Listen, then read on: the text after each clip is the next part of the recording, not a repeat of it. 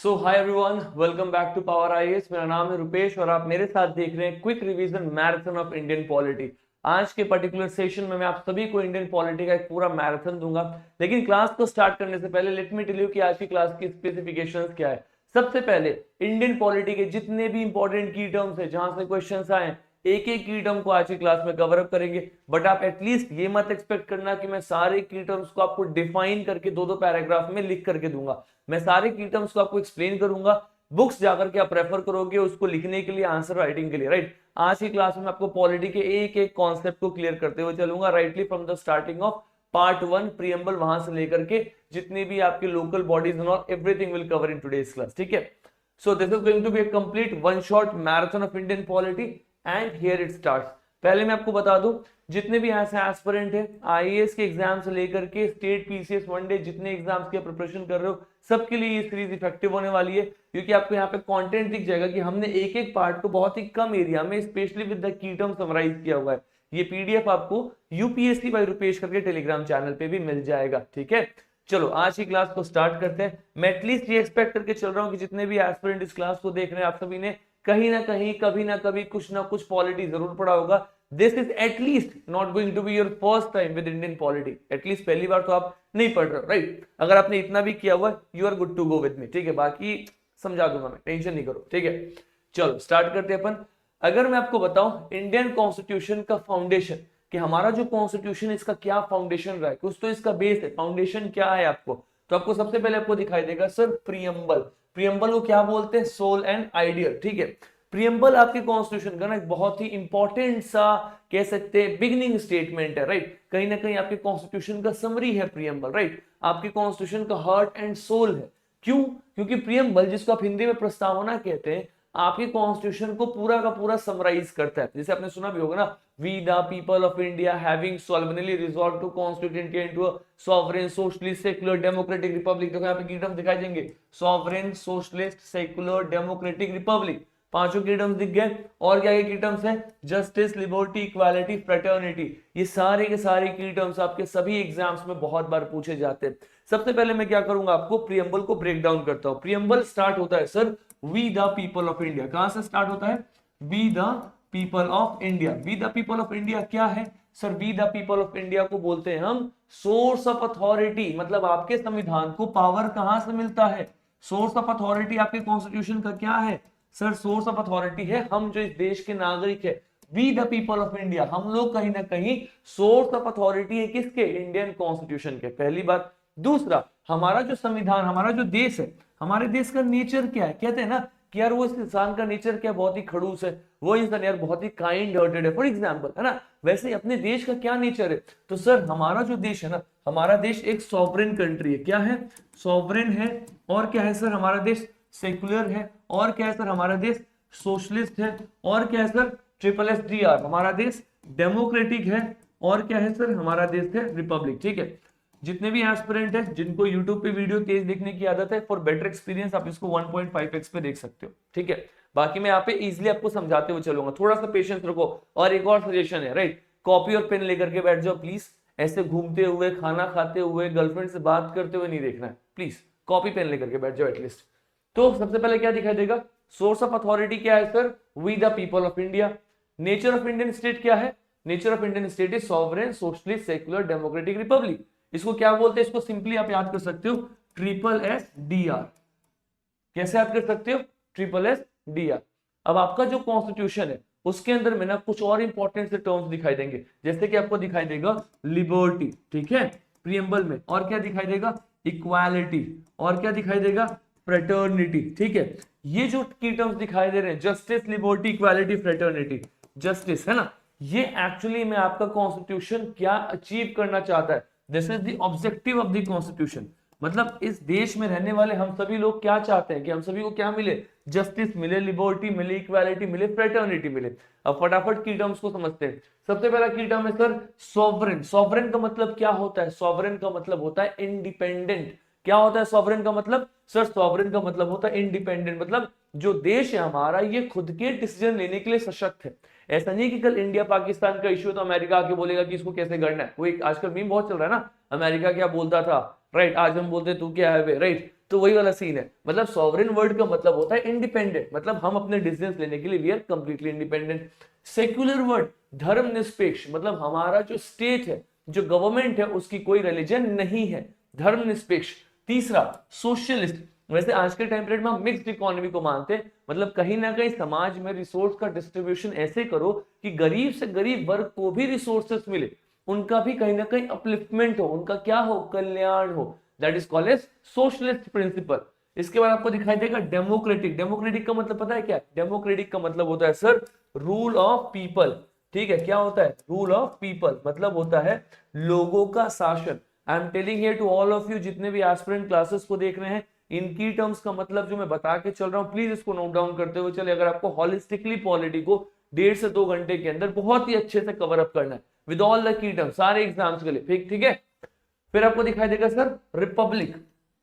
Republic शब्द का मतलब क्या होता है? रिपब्लिक का मतलब होता है, मैं यहां पे लिख देता हूं, head of state is elected. अब मैं इसका मतलब समझाता हूं। देखो, जो आपके देश में हेड ऑफ स्टेट है, संविधानिक पद पे जो सबसे ऊंचे पद पे बैठे हुए हैं, संविधान में जो सबसे ऊंचे पद पे बैठा हुआ है, कौन है? राष्ट्रपति, प्रेसिडेंट ऑफ इंडिया। वो भी सर इलेक्ट होकर के आएंगे। Head of state is elected, इसका मतलब किसका मतलब है? यह है रिपब्लिक का मतलब। सो रिपब्लिक का मतलब होता है कि हमारे देश में जो राष्ट्रपति भी है उनका भी इलेक्शन हो रहा है। ऐसा नहीं है कि राष्ट्रपति के बेटे राष्ट्रपति, उनके बेटे राष्ट्रपति, नहीं। जैसे आपको ब्रिटेन में दिखाई देगा, आज भी महारानी का शासन, महारानी है ना, महाराजा, उनके बेटे, फिर उनके बेटे, ऐसे ट्रांसफर होते हुए आ रहा है। That's called constitutional monarch. हमारा देश क्या है? रिपब्लिक है। हमारे देश में हेड ऑफ स्टेट इलेक्टेड है। यहां तक क्लियर है? ठीक है। डेमोक्रेटिक मतलब रूल ऑफ पीपल, हम लोग खुद को शासन कर रहे हैं, पार्लियामेंट्री सिस्टम ऑफ गवर्नमेंट में, ठीक है। सोशलिस्ट का मतलब क्या है? सोशलिस्ट का मतलब है कहीं ना कहीं समाज के नीचे वाले वर्गों को भी रिसोर्सेस मिले, ठीक है। सेकुलर धर्मनिरपेक्ष, स्टेट का कोई भी धर्म नहीं है, और सॉवरेन मतलब इंडिपेंडेंट। तो ये हमारे देश का नेचर है। इसको याद कैसे करोगे? इसको याद करने का बहुत ही इजी तरीका है, SSSDR। SSSDR, जैसे आप कहते थे ना सुशांत सिंह राजपूत, SSR, बस उसमें एक एस और एक डी एक्स्ट्रा ऐड करना है, SSSDR, है ना। क्या हो गया? Sovereign, socialist, secular, democratic and Republic, ठीक है। अब एक इंपॉर्टेंट सी बात, सर हमारे प्रीएम्बल में ना एक बार अमेंडमेंट हुआ था। क्या हुआ था? संशोधन हुआ था। हम अपने कॉन्स्टिट्यूशन में अमेंडमेंट करते हैं, क्योंकि जैसे जैसे हमारा समाज बदल रहा है, वैसे वैसे हम अपने कॉन्स्टिट्यूशन को भी तो बदलना पड़ेगा। हमारा जो कॉन्स्टिट्यूशन है, it is the reflection of society. आज के टाइम पीरियड में हमारी सोसाइटी में जो भी कुछ हो रहा है, ये हमारे कॉन्स्टिट्यूशन में रिफ्लेक्ट करता है, राइट। अगर आपका कॉन्स्टिट्यूशन अभी भी 1950s के हिसाब से चले, तो क्या आपकी सोसाइटी 1950 से आज के टाइम पीरियड में डेवलप नहीं हुई है? सर बहुत डेवलप हो गया। हमें नहीं पता था कि उस टाइम पीरियड में हमारे पास में ईमेल नाम का कोई चीज होगा, हमारे पास में इंटरनेट नाम का कोई चीज होगा, और तो और हमारे पास में एआई नाम का कोई चीज होगा। आज अगर हमारा सोसाइटी इवॉल्व कर रहा है, तो कॉन्स्टिट्यूशन भी तो इवॉल्व करेगा, तभी ना जाके हम अपने सोसाइटी को जस्टिस दिला पाएंगे कि समाज में क्या गलत हो रहा है, क्या बुरा हो रहा है, संविधान के हिसाब से चलो। तो हमने अपने कॉन्स्टिट्यूशन को क्या किया? इवॉल्व किया। इवॉल्व कैसे करते हैं? अपने कॉन्स्टिट्यूशन में हम अमेंडमेंट्स करते हैं, संशोधन करते हैं। तो हमने अपने प्रीएम्बल में एक बार अमेंडमेंट किया था, उसको हम बोलते हैं सर 42nd अमेंडमेंट। मतलब इसके पहले 41 बार 41 टाइम्स अमेंडमेंट हो चुका था, 42nd टाइम जो अमेंडमेंट हुआ है वो आपके प्रीएम्बल में हुआ है, ठीक है। तो आपको दिखाई देगा, देखो 42nd अमेंडमेंट हुआ है कब? 1976 में। और इस पर्टिकुलर अमेंडमेंट पे हमने क्या किया? 3 शब्दों को अपने प्रीएम्बल में जोड़ा है। कौन कौन से शब्द हैं?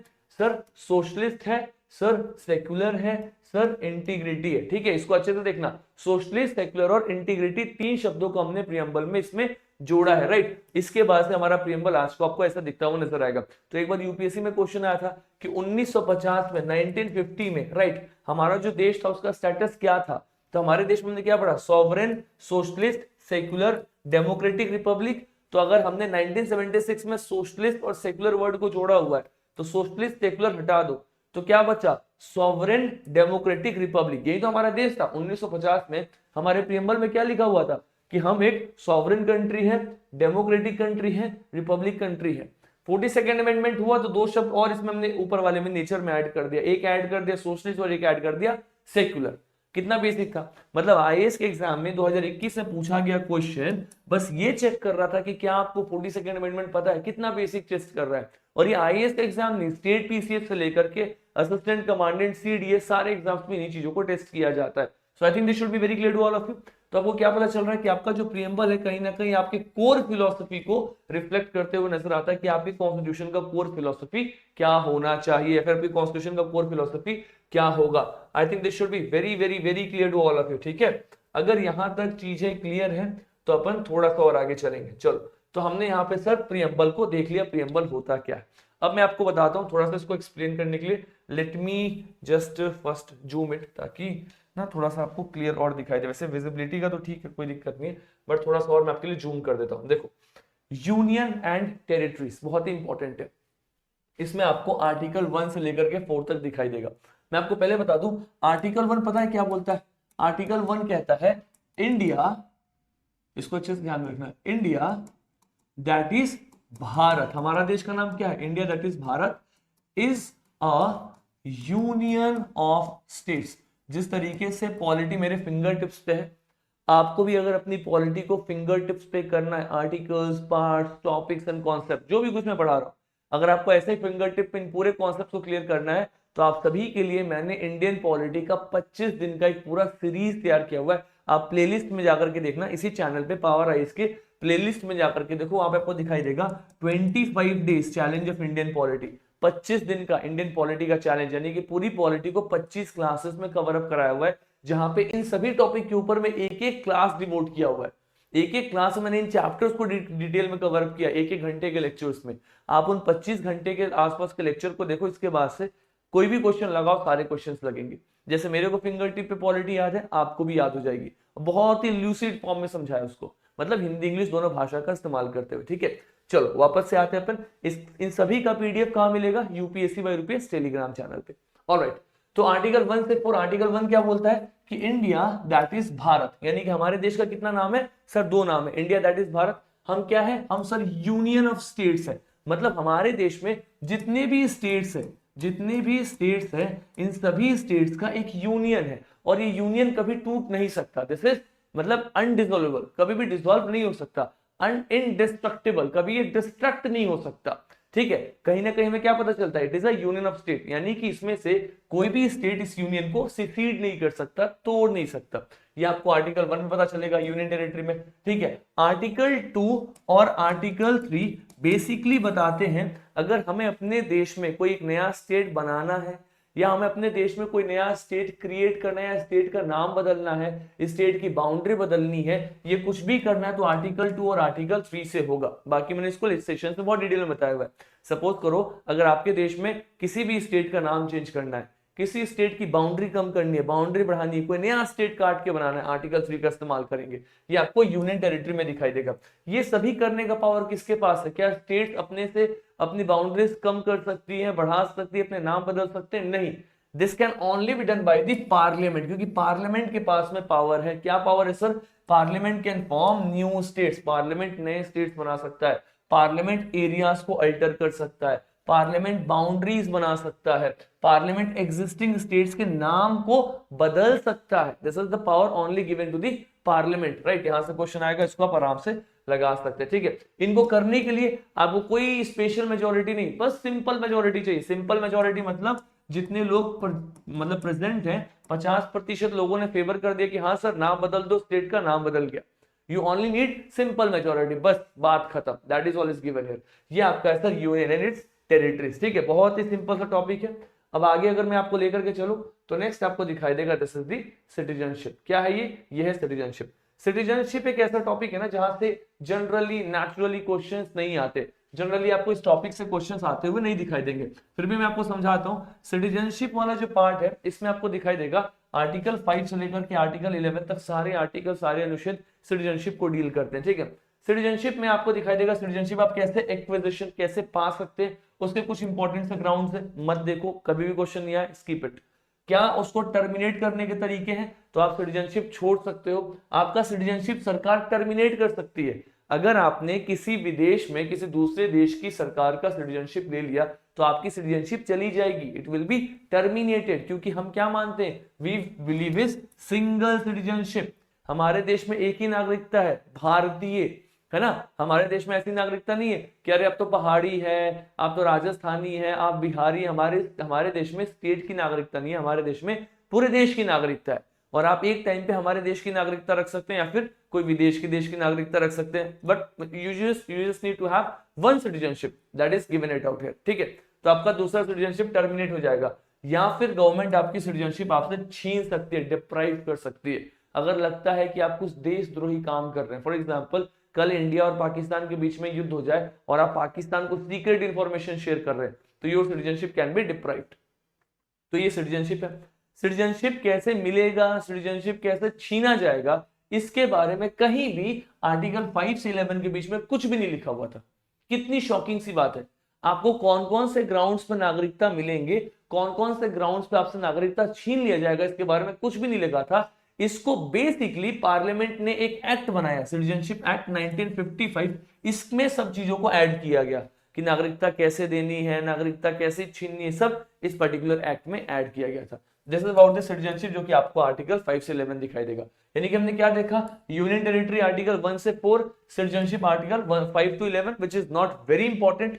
अब आपको 12 के आगे बताने से पहले एक बार मैं आपको एक बहुत ही इंटरेस्टिंग सा कॉन्सेप्ट समझा दूं, इसके बाद हम आगे चलेंगे।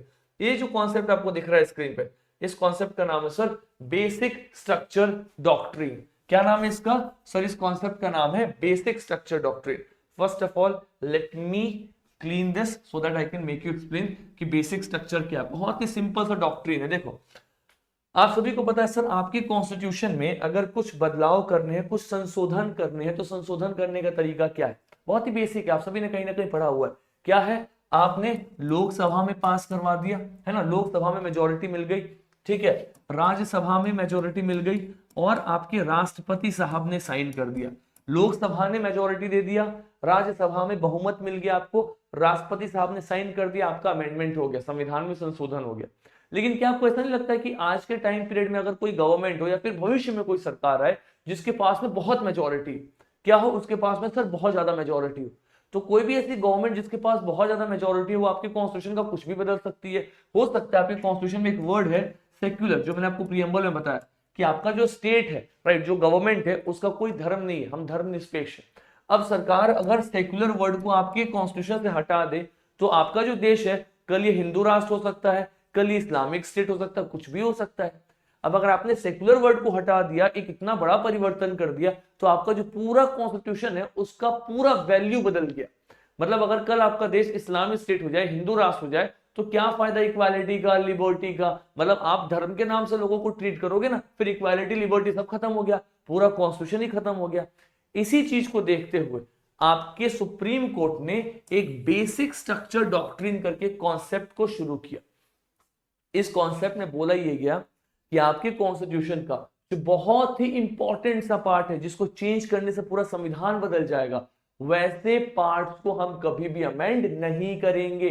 क्या करेंगे सर? हम वैसे पार्ट्स को कभी भी अमेंड नहीं कर सकते हैं। मतलब जो कुछ भी ऐसा पार्ट जो आपके कॉन्स्टिट्यूशन का कोर वैल्यू डिफाइन करता है, बहुत ही इंपॉर्टेंट सा प्रिंसिपल है, उसको पार्लियामेंट कभी अमेंड नहीं कर सकती, पार्लियामेंट उसमें संशोधन नहीं कर सकती। देखो यहाँ पे क्या लिखा हुआ है कि core principle, parliament power to amend the constitution is not absolute. Parliament ऐसा नहीं है कि कुछ भी अमेंड कर दे, उसका अमेंड करने का जो पावर है वो एब्सोल्यूट नहीं है, ठीक है। It can not alter its fundamental framework. कुछ ऐसे फ्रेमवर्क जो आपके कॉन्स्टिट्यूशन के बहुत ही फंडामेंटल है, जिनको बदलने से आपका पूरा संविधान बदल सकता है, वैसे चीजों को कभी भी पार्लियामेंट अमेंड नहीं करेगी।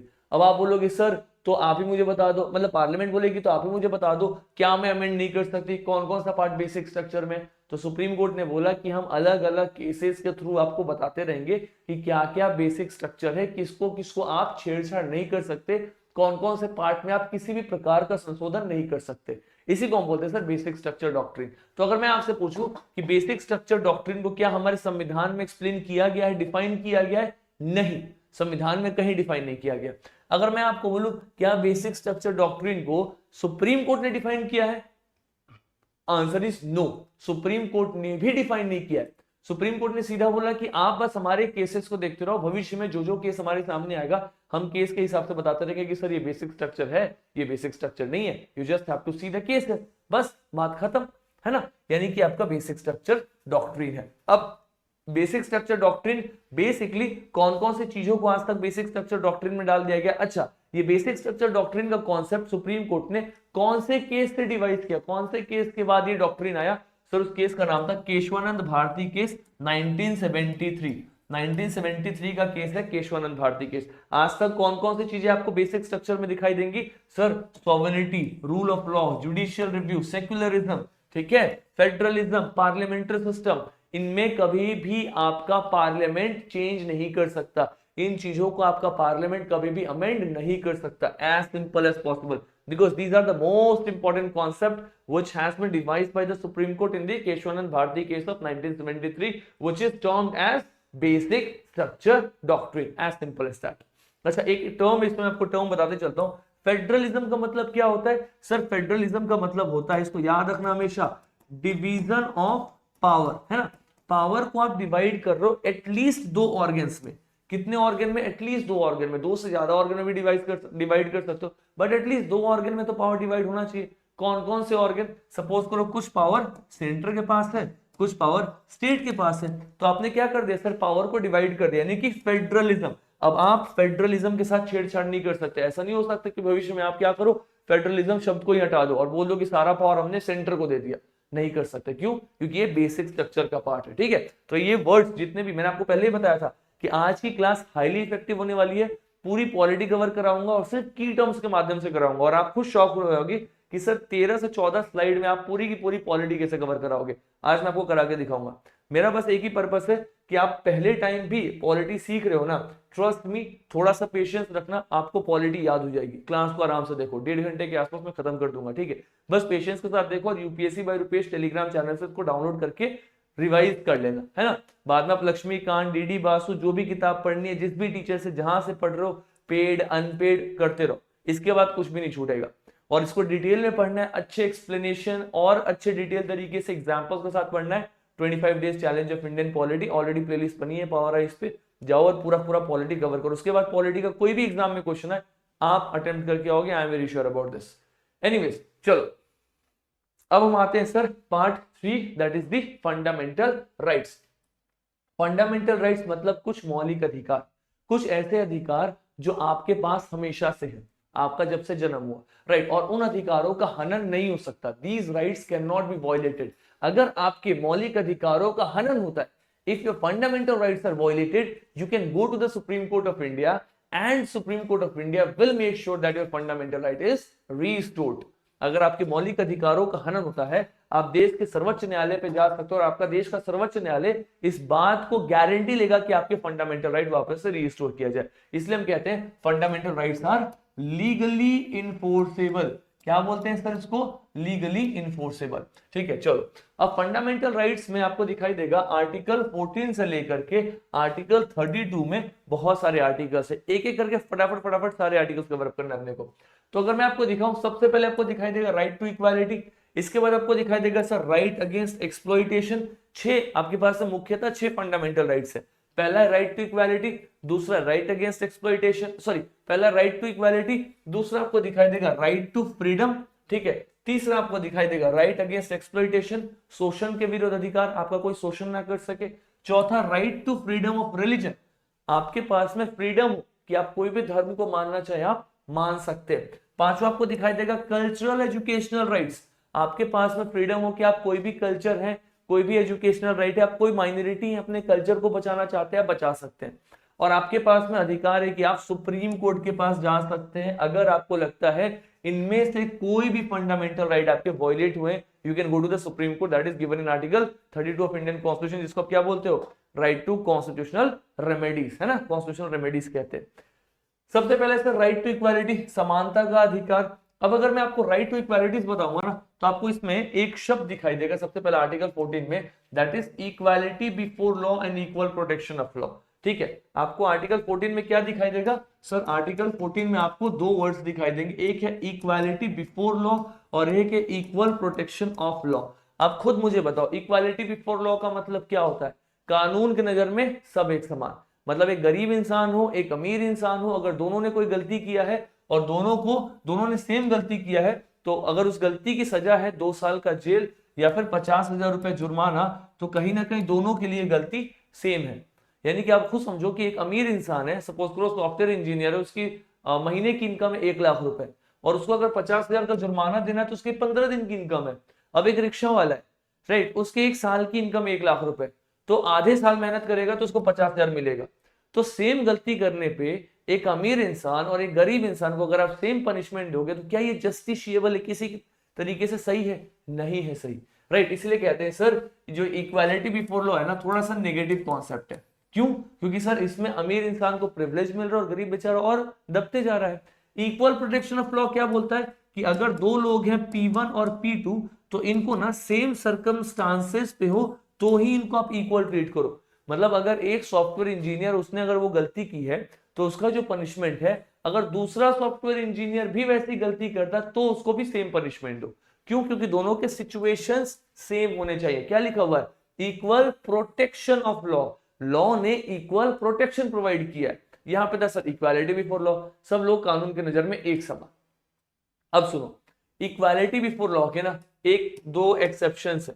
एक्सेप्शंस मतलब इक्वालिटी बिफोर लॉ कहां पे काम नहीं करता है? अमीर और गरीब सब एक समान होने चाहिए, लेकिन याद रखना आपके देश के राष्ट्रपति, आपके स्टेट्स के गवर्नर, ठीक है, इन लोगों के अगेंस्ट में कभी भी क्रिमिनल प्रोसीडिंग स्टार्ट नहीं हो सकता। मतलब अगर सपोज करो इन्होंने कुछ क्राइम किया है, लेट अस सपोज दैट, तो भी आप इनके अगेंस्ट में क्रिमिनल केस की शुरुआत नहीं कर सकते। क्यों नहीं कर सकते? सर ये संवैधानिक रूप से बहुत बड़े ओहदे पे बैठे हैं। कैसा सुनने में लगेगा कि भारत के राष्ट्रपति के विरुद्ध में इस प्रकार का कोई क्रिमिनल केस स्टार्ट हो गया। अगर ऐसा कुछ सुनने को आए तो क्या लगेगा कि यार हमारे देश का सबसे पहला नागरिक है, इतना बड़ा संवैधानिक पद है। तो उस पद की मर्यादा को ध्यान में रखते हुए अगर कोई भी प्रेसिडेंट अपॉइंट होते हैं या फिर कोई भी हमारे देश में किसी भी स्टेट में गवर्नर अपॉइंट होते हैं, उनके अगेंस्ट कभी भी क्रिमिनल प्रोसीडिंग स्टार्ट नहीं होगा जब तक वो उस पद पे बैठे हैं। पद से चले गए तो आप स्टार्ट कर दो, लेकिन अगर यही क्राइम आप करोगे तो आपके अगेंस्ट तो सर क्रिमिनल केस स्टार्ट होना है। तो इस चीज को ध्यान रखना, for the criminal proceedings they are given exemptions. तो ये कहीं ना कहीं आपको एक्सेप्शन दिखाई दे रहा है equality before law. Equality before law का कहने का मतलब क्या था? अमीर हो गरीब हो सब एक समान। यहाँ पे आपके राष्ट्रपति और गवर्नर तो एक समान नहीं देखे जा रहे, तो ये क्या है? दिस इज द एक्सेप्शन, इसको याद रखना। बाकी अगर कोई सिविल प्रोसीडिंग है तो उनके अगेंस्ट स्टार्ट किया जा सकता है 14 या 15 दिन का नोटिस देकर के, या फिर 2 महीने के आसपास को नोटिस देकर के, दैट कैन बी स्टार्टेड। सो अलग चीज है, will study about that ahead, ठीक है। तो ये था सर आपका इक्वालिटी बिफोर लॉ और इक्वल प्रोटेक्शन ऑफ लॉ। बाकी आपको क्या दिखाई देगा? प्रोहिबिशन ऑफ डिस्क्रिमिनेशन, अनुच्छेद 15 आर्टिकल 15 बोलता है कि किसी के साथ कोई भेदभाव नहीं कर सकता, और 5 ग्राउंड्स बताता है कि 5 ग्राउंड पे आप किसी के साथ भेदभाव नहीं कर सकते। वो 5 ग्राउंड क्या है? आर्टिकल 15 में लिखा हुआ है कि 5 चीजों पे आप किसी के साथ भेदभाव नहीं कर सकते। कौन कौन सी चीजों पे?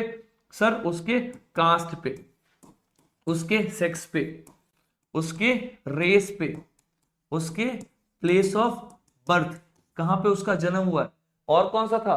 Cast, race, sex, place of birth and caste पे नहीं कर सकते, सेक्स पे नहीं कर सकते, उसके रेस पे नहीं कर सकते, प्लेस ऑफ बर्थ।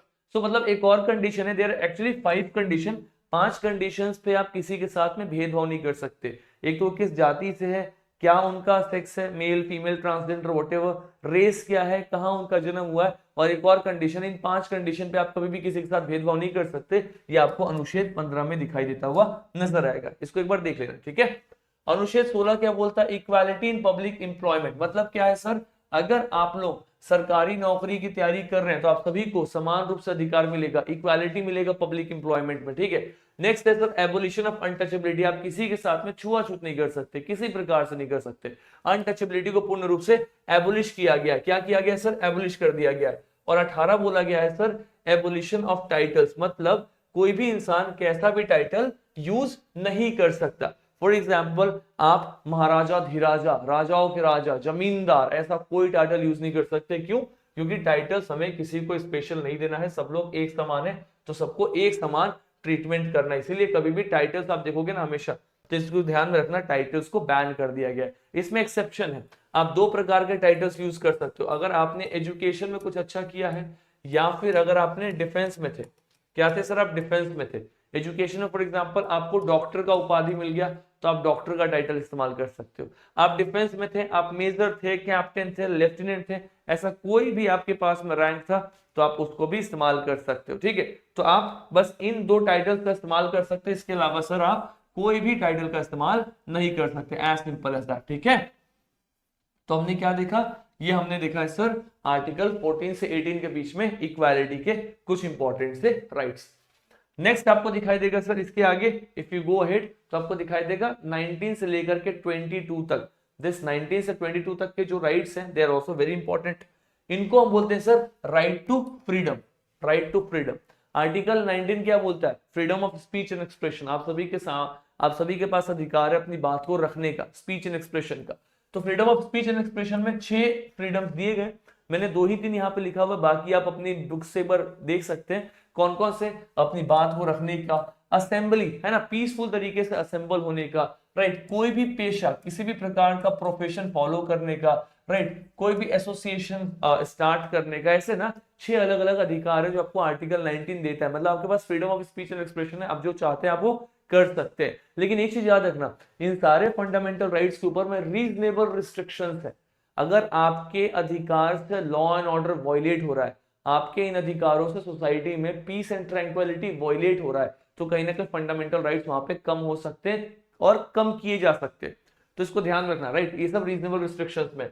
फिर आपको दिखाई देगा sir protection in respect of conviction for offences. देखो आपने कुछ गलती किया, उस गलती के बाद भी आपको कुछ प्रकार से प्रोटेक्शन मिलेगा। कैसा प्रोटेक्शन मिलेगा, सपोज करो आपने गलती कितने बार की, एक बार गलती की, तो आपको सजा भी एक बार मिली। ठीक है, आपने जब गलती किया तो उस गलती की सजा उस वक्त कानून में थी, हाँ तब आपको उसका सजा होगा। अगर उस टाइम पीरियड पे कानून में उसकी सजा नहीं थी, वो सजा बाद में कानून में जोड़ी गई है और आपने उस गलती को पहले किया है, तो आपको सजा नहीं मिलेगा। ठीक है, मतलब ये सब वही है, no due double jeopardy, no self incrimination, ऐसे की टर्म्स दिखाई देते हैं, राइट। और एक चीज याद रखना, आपको कभी भी आप ही के अगेंस्ट फोर्स नहीं किया जा सकता। मतलब आप ऐसा नहीं होगा कि जाओ पुलिस स्टेशन में और जबरदस्ती बोलो कि हाँ मैंने गलती किया तो मैं एक्सेप्ट करता हूं। इसका मतलब ये भी तो हो सकता है ना सर कि आपने फोर्सफुली एक्सेप्ट कर लिया, तो आपको आप ही के अगेंस्ट में एविडेंस के रूप में इस्तेमाल नहीं किया जा सकता। एक और इंपॉर्टेंट सी चीज है, हो सकता है सर आप एक कोई बहुत बड़े अमीर इंसान के ड्राइवर हो, उसने किसी का मर्डर कर दिया और उसने आपको बोला कि तुम ये अपने सर पे ले लो, मैं तुम्हारी फैमिली को करोड़ों रुपए दे दूंगा, और आप जाकर के एक्सेप्ट कर लिए कि मैंने गलती किया था। इसीलिए आपके फंडामेंटल राइट में लिखा हुआ है कि कभी भी आप अपनी गलती के अगेंस्ट फोर्सफुली खुद का एविडेंस नहीं बन सकते। ठीक है, वो प्रूफ जब तक नहीं होगा तब तक वो वहां पे चलते रहेगा। इसी को हम बोलते हैं sir protection in respect of conviction for offences. Next है sir article 21 protection of life and personal liberty. हम सभी के पास में जिंदगी जीने का और डिग्निटी से जीने का अधिकार है। अब ये जो protection of life and personal liberty है ना, इसमें ना कुछ टर्म्स आते हैं, मैं पहले उन टर्म्स को समझाता हूं। आर्टिकल 21 के अंदर में सर आपको 2 टर्म्स दिखाई देंगे जहां पे 90% जनता कंफ्यूज है। एक टर्म है सर, इसका नाम है प्रोसीजर इस्टेब्लिश्ड बाय लॉ, और एक टर्म है इसका नाम है sir due process of law. आपका आर्टिकल 21 में प्रोसीजर एस्टैब्लिश्ड बाय लॉ आपके आर्टिकल 21 के अंदर में एक्सप्लिसिटली मेंशन किया गया है। ड्यू प्रोसेस ऑफ लॉ आपके आर्टिकल 21 में मेंशन नहीं किया गया, इसको बाद में ऐड किया गया। बेसिकली मैं आपको बताऊंगा मेनका गांधी केस के बाद इसको ऐड किया गया। मैं आपको एक एग्जांपल के साथ समझाता हूं। सपोज करो आपके घर पे कुछ गेस्ट आने वाले हैं और आपको बोला गया कि आप खाना बनाइए और आप इस रेसिपी को फॉलो करके खाना बनाइए। आपने क्या बोला, ठीक है मैं इस रेसिपी को फॉलो करके खाना बनाऊंगा। 5 गेस्ट आए और 5 में से पता चला सर 2 लोग ऐसे थे जिनको शुगर था। ठीक है, आपने क्या कर दिया, 5 के लिए खाना बना दिया। लेकिन आपने क्या ये सोचा कि 2 लोग जो शुगर वाले पेशेंट है, मुझे उनके लिए खाना बनाना है, तो मुझे इस रेसिपी से थोड़ा हट करके चीनी की मात्रा कम कर देनी चाहिए क्योंकि वो शुगर के पेशेंट है। अब यही पे कॉन्सेप्ट आता है सर, एक है प्रोसीजर एस्टैब्लिश्ड बाय लॉ और एक है due process of law. Procedure established by law कहता है अगर आपको एक रेसिपी दे दिया गया, आप कुछ मत समझिए, बस सीधा सीधा प्रोसेस को फॉलो करिए और खाना बना दीजिए। प्रोसीजर एस्टैब्लिश्ड बाय लॉ, कोई इंतु परंतु कुछ भी नहीं। ड्यू प्रोसेस ऑफ लॉ कहता है कि आपने प्रोसेस तो फॉलो किया, क्या प्रोसेस के साथ आपने ये सोचा कि जो इंसान शुगर पेशेंट है आप उसके साथ नेचुरल जस्टिस कर रहे हो, क्या उसको आप चीनी ज्यादा खिला करके उसके साथ में जस्टिस कर रहे हो, क्या आप इसके बारे में आपने सोचा? आपने इसके बारे में नहीं सोचा। यानी कि due process of law procedure तो चेक करेगा, इसके साथ साथ वो सर नेचुरल जस्टिस भी चेक करता है। क्या चेक करता है? नेचुरल जस्टिस भी चेक करता है। मतलब it checks the procedure as well as the natural justice. Whereas this procedure established by law it only checks the procedure. बस ये प्रोसीजर फॉलो करता है, ये नहीं देखता, मतलब कानून जो बनाया गया, due procedure established by law बस ये देखता है कि जो कानून बनाया गया वो सही तरीके से बनाया गया है, सही प्रोसेस फॉलो हुआ, लोकसभा से गया, राज्यसभा से गया, राष्ट्रपति ने साइन किया, एक्ट बन गया, प्रोसेस सही था, बात खत्म। ड्यू प्रोसेस ऑफ लॉ ये देखता है कि आपने प्रोसेस तो सही किया, चलो वो अलग बात है, क्या इस कानून की आवश्यकता थी, क्या ये कानून नेचुरल जस्टिस प्रोवाइड कर रहा है। चलो पार्लियामेंट ने कुछ भी बना दिया, इसका मतलब ये थोड़ी कि वो हर चीज को हम फॉलो करेंगे, क्या ये नेचुरल जस्टिस के प्रिंसिपल पे आ रहा है या नहीं आ रहा है। यानी कि जो आपका ड्यू प्रोसेस ऑफ लॉ है ये क्या है सर, ये बहुत ही वाइड कॉन्सेप्ट है, बहुत ही बड़ा कॉन्सेप्ट है। लेकिन जो प्रोसीजर एस्टैब्लिश्ड बाय लॉ क्या है सर, ये बहुत ही नैरो कॉन्सेप्ट है, बहुत ही छोटा सा कॉन्सेप्ट है। और आप पूरे YouTube पे उठा करके देख लो procedure established by law, due process of law, दुनिया भर की वीडियोस है लेकिन क्लैरिटी कहीं भी नहीं है। आई होप इस रेसिपी वाले एग्जांपल के बाद आपको इस पूरे कॉन्सेप्ट में 1% भी इशू नहीं होगा। ठीक है, बस stay here with me for the next 1 hour, आपकी पूरी पॉलिटी कवर करा दूंगा। ठीक है, तो आपको आर्टिकल 21 में दिखाई देगा procedure established by law, due process of law. तो अगर बोला जाए सर आर्टिकल 121 में क्या मेंशन किया गया, तो सर आर्टिकल 21 में मेंशन किया गया था प्रोसीजर एस्टैब्लिश्ड बाय लॉ। हमने ड्यू प्रोसेस ऑफ लॉ को बाद में ऐड किया है मेनका गांधी केस के द्वारा, लेकिन एक्सप्लिसिटली क्या मेंशन था, प्रोसीजर एस्टैब्लिश्ड बाय लॉ। यानी कि नैरो वाला जो है ना वो आपके आर्टिकल 21 में मेंशन किया गया है, right. No one's life can be taken except according to the procedure established by law, एक बहुत बड़ा सा आर्टिकल लिखा हुआ है, तो आपके उसमें प्रोसीजर एस्टैब्लिश्ड बाय लॉ का जिक्र किया गया। ठीक है सर 21 में ए का मतलब होता है अमेंडमेंट, संशोधन करके हमने एक नया फंडामेंटल राइट जोड़ा, इसका नाम था राइट टू एजुकेशन। मतलब बच्चे जो है उनको हमें एजुकेशन देना चाहिए 6 से 14 वर्ष के बीच का। 86 कॉन्स्टिट्यूशन अमेंडमेंट से इसको ऐड किया गया है, कुछ भी नहीं है। आर्टिकल 22 कहता है protection against arrest and detention. अगर आपको अरेस्ट कर लिया गया, डिटेन कर लिया गया, तो आपके पास में क्या अधिकार है, तो इसमें सर 2 चीज बताया गया, एक है प्यूनिटिव डिटेंशन और एक है प्रिवेंटिव डिटेंशन। अब इस चीज को समझो, प्यूनिटिव डिटेंशन मतलब क्या होता है, प्यूनिटिव डिटेंशन का मतलब होता है सर आपने गलती की, आपकी गलती साबित हो गई, आपको कन्विक्ट कर लिया गया, आपको उठा करके जेल में डाल दिया गया, इसको बोलते हैं प्यूनिटिव डिटेंशन। तो अगर कोई भी इंसान, उसको पुलिस उठा करके ले जा रही है तो उसके पास क्या क्या अधिकार है, सबसे पहला उसको किस ग्राउंड पे अरेस्ट किया जा रहा है वो ग्राउंड बताओ, क्या गलती की उसने। दूसरा, उसके पास में अधिकार है कि वो लीगल प्रैक्टिशनर ला सकता है, अपने लिए एक लॉयर ला सकता है जो उसके केस को आगे रखे। ऐसा नहीं कि आप नहीं कह सकते कि नहीं नहीं तुम्हारे से लोगों के लिए तो लॉयर भी नहीं है, तुमको तो सीधा अरेस्ट, नहीं, हर इंसान के पास में अधिकार है, वो लॉयर ला सकता है। तीसरा इंपॉर्टेंट सर 24 घंटे के अंदर आपको उसको मजिस्ट्रेट के सामने रखना पड़ेगा। हाँ, अगर आप बहुत दूर से ट्रेवल कर रहे हैं तो टाइम टू ट्रेवल आपको एक्स्ट्रा मिलेगा, लेकिन इन जनरल आपको 24 घंटे के अंदर उसको मजिस्ट्रेट के सामने रखना है। अब अगर आप सपोज करो आपके एरिया में अरेस्ट किया गया और उसी एरिया में मजिस्ट्रेट है, आपको 24 घंटे के अंदर मजिस्ट्रेट के सामने नहीं रखा गया, पुलिस ने आपको अपने पास रख लिया, तो जो पुलिस के अधिकारी वो सस्पेंड हो जाते हैं। इसलिए पुलिस जैसे अरेस्ट करती है फटाफट मजिस्ट्रेट के पास लेके जाती है। ठीक है, तो ये हो गया सर प्यूनिटिव। प्रिवेंटिव डिटेंशन, रोकना, मतलब ऐसा कहा गया है कि सर आपके बाहर रहने से क्राइम हो सकता है, so in order to stop crime हम आपको पहले ही डिटेन कर ले रहे हैं। आपने गलती नहीं की, हमने गलती करने से रोकने के लिए आपको पहले डिटेन कर लिया। आप बोलोगे सर ये कौन सी बीमारी है, ये क्या है, देखो इसको बोलते हैं प्रिवेंटिव डिटेंशन। अब अगर मैं आपको एग्जांपल दूं लाइव आज के टाइम पे, तो याद है आपको 2019 में जब जम्मू एंड कश्मीर का स्पेशल स्टेटस हटाया गया, तो जम्मू कश्मीर के बहुत सारे लीडर्स थे, उनको होम अरेस्ट कर लिया गया था, प्रिवेंटिव डिटेंशन में उनको डाल दिया गया था। मतलब उन्होंने गलती कुछ नहीं की है, बट फिर भी हमने उनको जेल में डाल दिया, मतलब डिटेन कर लिया। क्यों डिटेन किया, क्योंकि सर बहुत सारे लीडर्स थे जिनका स्टेटमेंट था कि अगर आप 370 हटाएंगे तो कोई भारत का झंडा नहीं पकड़ेगा, भारत का झंडा जला देंगे, दंगे होंगे, ये होंगे वो होंगे। ये सारा सबूत कोर्ट के सामने रखा गया, हाई कोर्ट का एक पैनल बैठा, उसके सामने सबूत रखा गया, बोला गया कि सर इन नेताओं ने ये स्टेटमेंट दिया है, अब हम 370 हटा रहे हैं, तो ये नेता जाकर के ग्राउंड पे डिस्टर्बेंस क्रिएट करेंगे, इससे पहले डिस्टर्बेंस क्रिएट करें आप हमें आदेश दीजिए, हम इनको प्रिवेंटिव डिटेंशन में डालें। हाईकोर्ट की कमेटी एविडेंसेस को पढ़ेगी और वो बोलेगी ठीक है आप इनको डिटेन कर लीजिए, तो फिर उस इंसान को 2 महीने के लिए डिटेन कर लिया जाएगा। ठीक है, अभी 2 महीने का टाइम हो गया, पहले 3 महीने था, सपोज करो 3 महीने के लिए उनको डिटेन कर लिया जाएगा। तो प्रिवेंटिव डिटेंशन आपकी गलती करने से पहले ही आपको डिटेन कर लिया गया।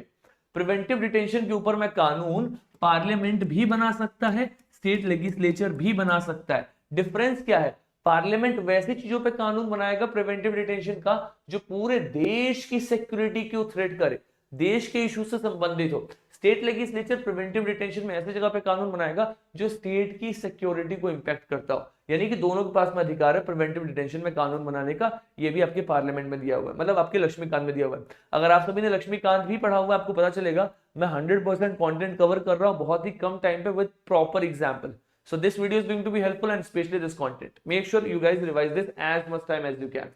ठीक है, चलो भैया, तो हमने 19 से लेकर के 22 तक जितने भी थे हमने इनको भी देख लिया। वी हैव कवर्ड दिस 19 से लेकर के 22 वाला स्टफ आल्सो। 19 से 22 वाला भी हमने पूरा कवर कर लिया, यानी कि हमने दो कवर कर लिया। एक था sir right to equality, equality वाला कहां से कहां तक था, तो सर 14 से लेकर 18 था। ठीक है, फिर हमने फ्रीडम भी कवर कर लिया 19 से 22। अब छोटे छोटे, अब टाइम नहीं लगेगा।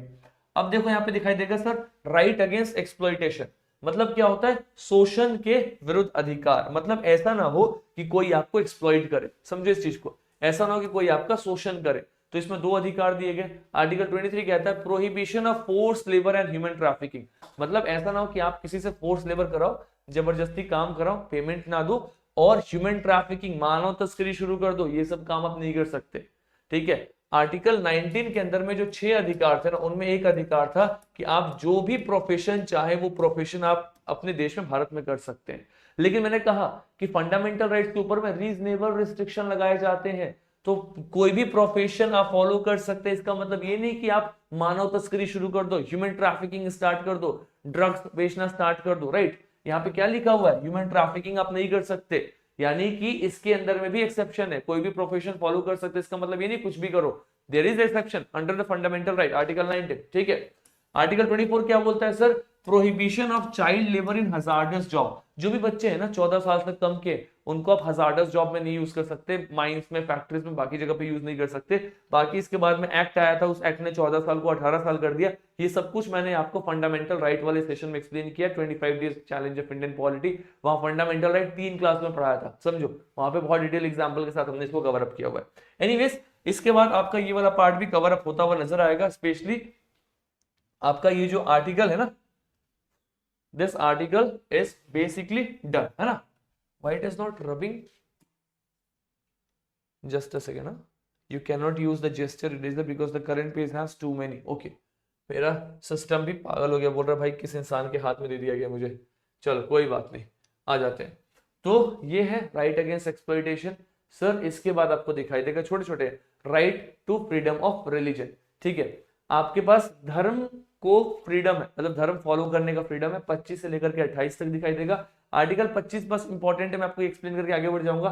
आप सभी के पास में फ्रीडम है, क्या फ्रीडम है sir, you have freedom of conscience. Conscience का मतलब होता है अगर आप कोई धर्म को फॉलो करना चाहते हैं, नहीं करना चाहते, आपकी खुद की मर्जी, सर आपका कंसाइंस करना है करिए, नहीं करना है मत करिए।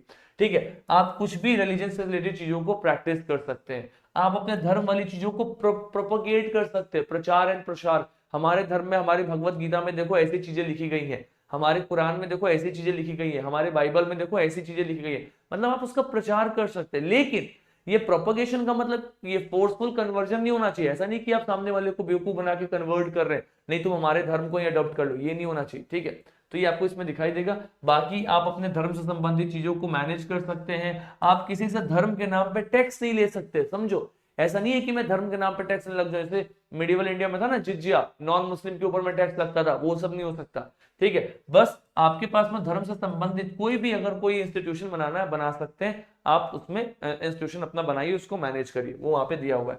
इसके साथ साथ में आपके पास में और क्या क्या अधिकार है, तो सर 2-3 और है, बस छोटे छोटे से, इसके बाद से टॉपिक ही कंप्लीट है।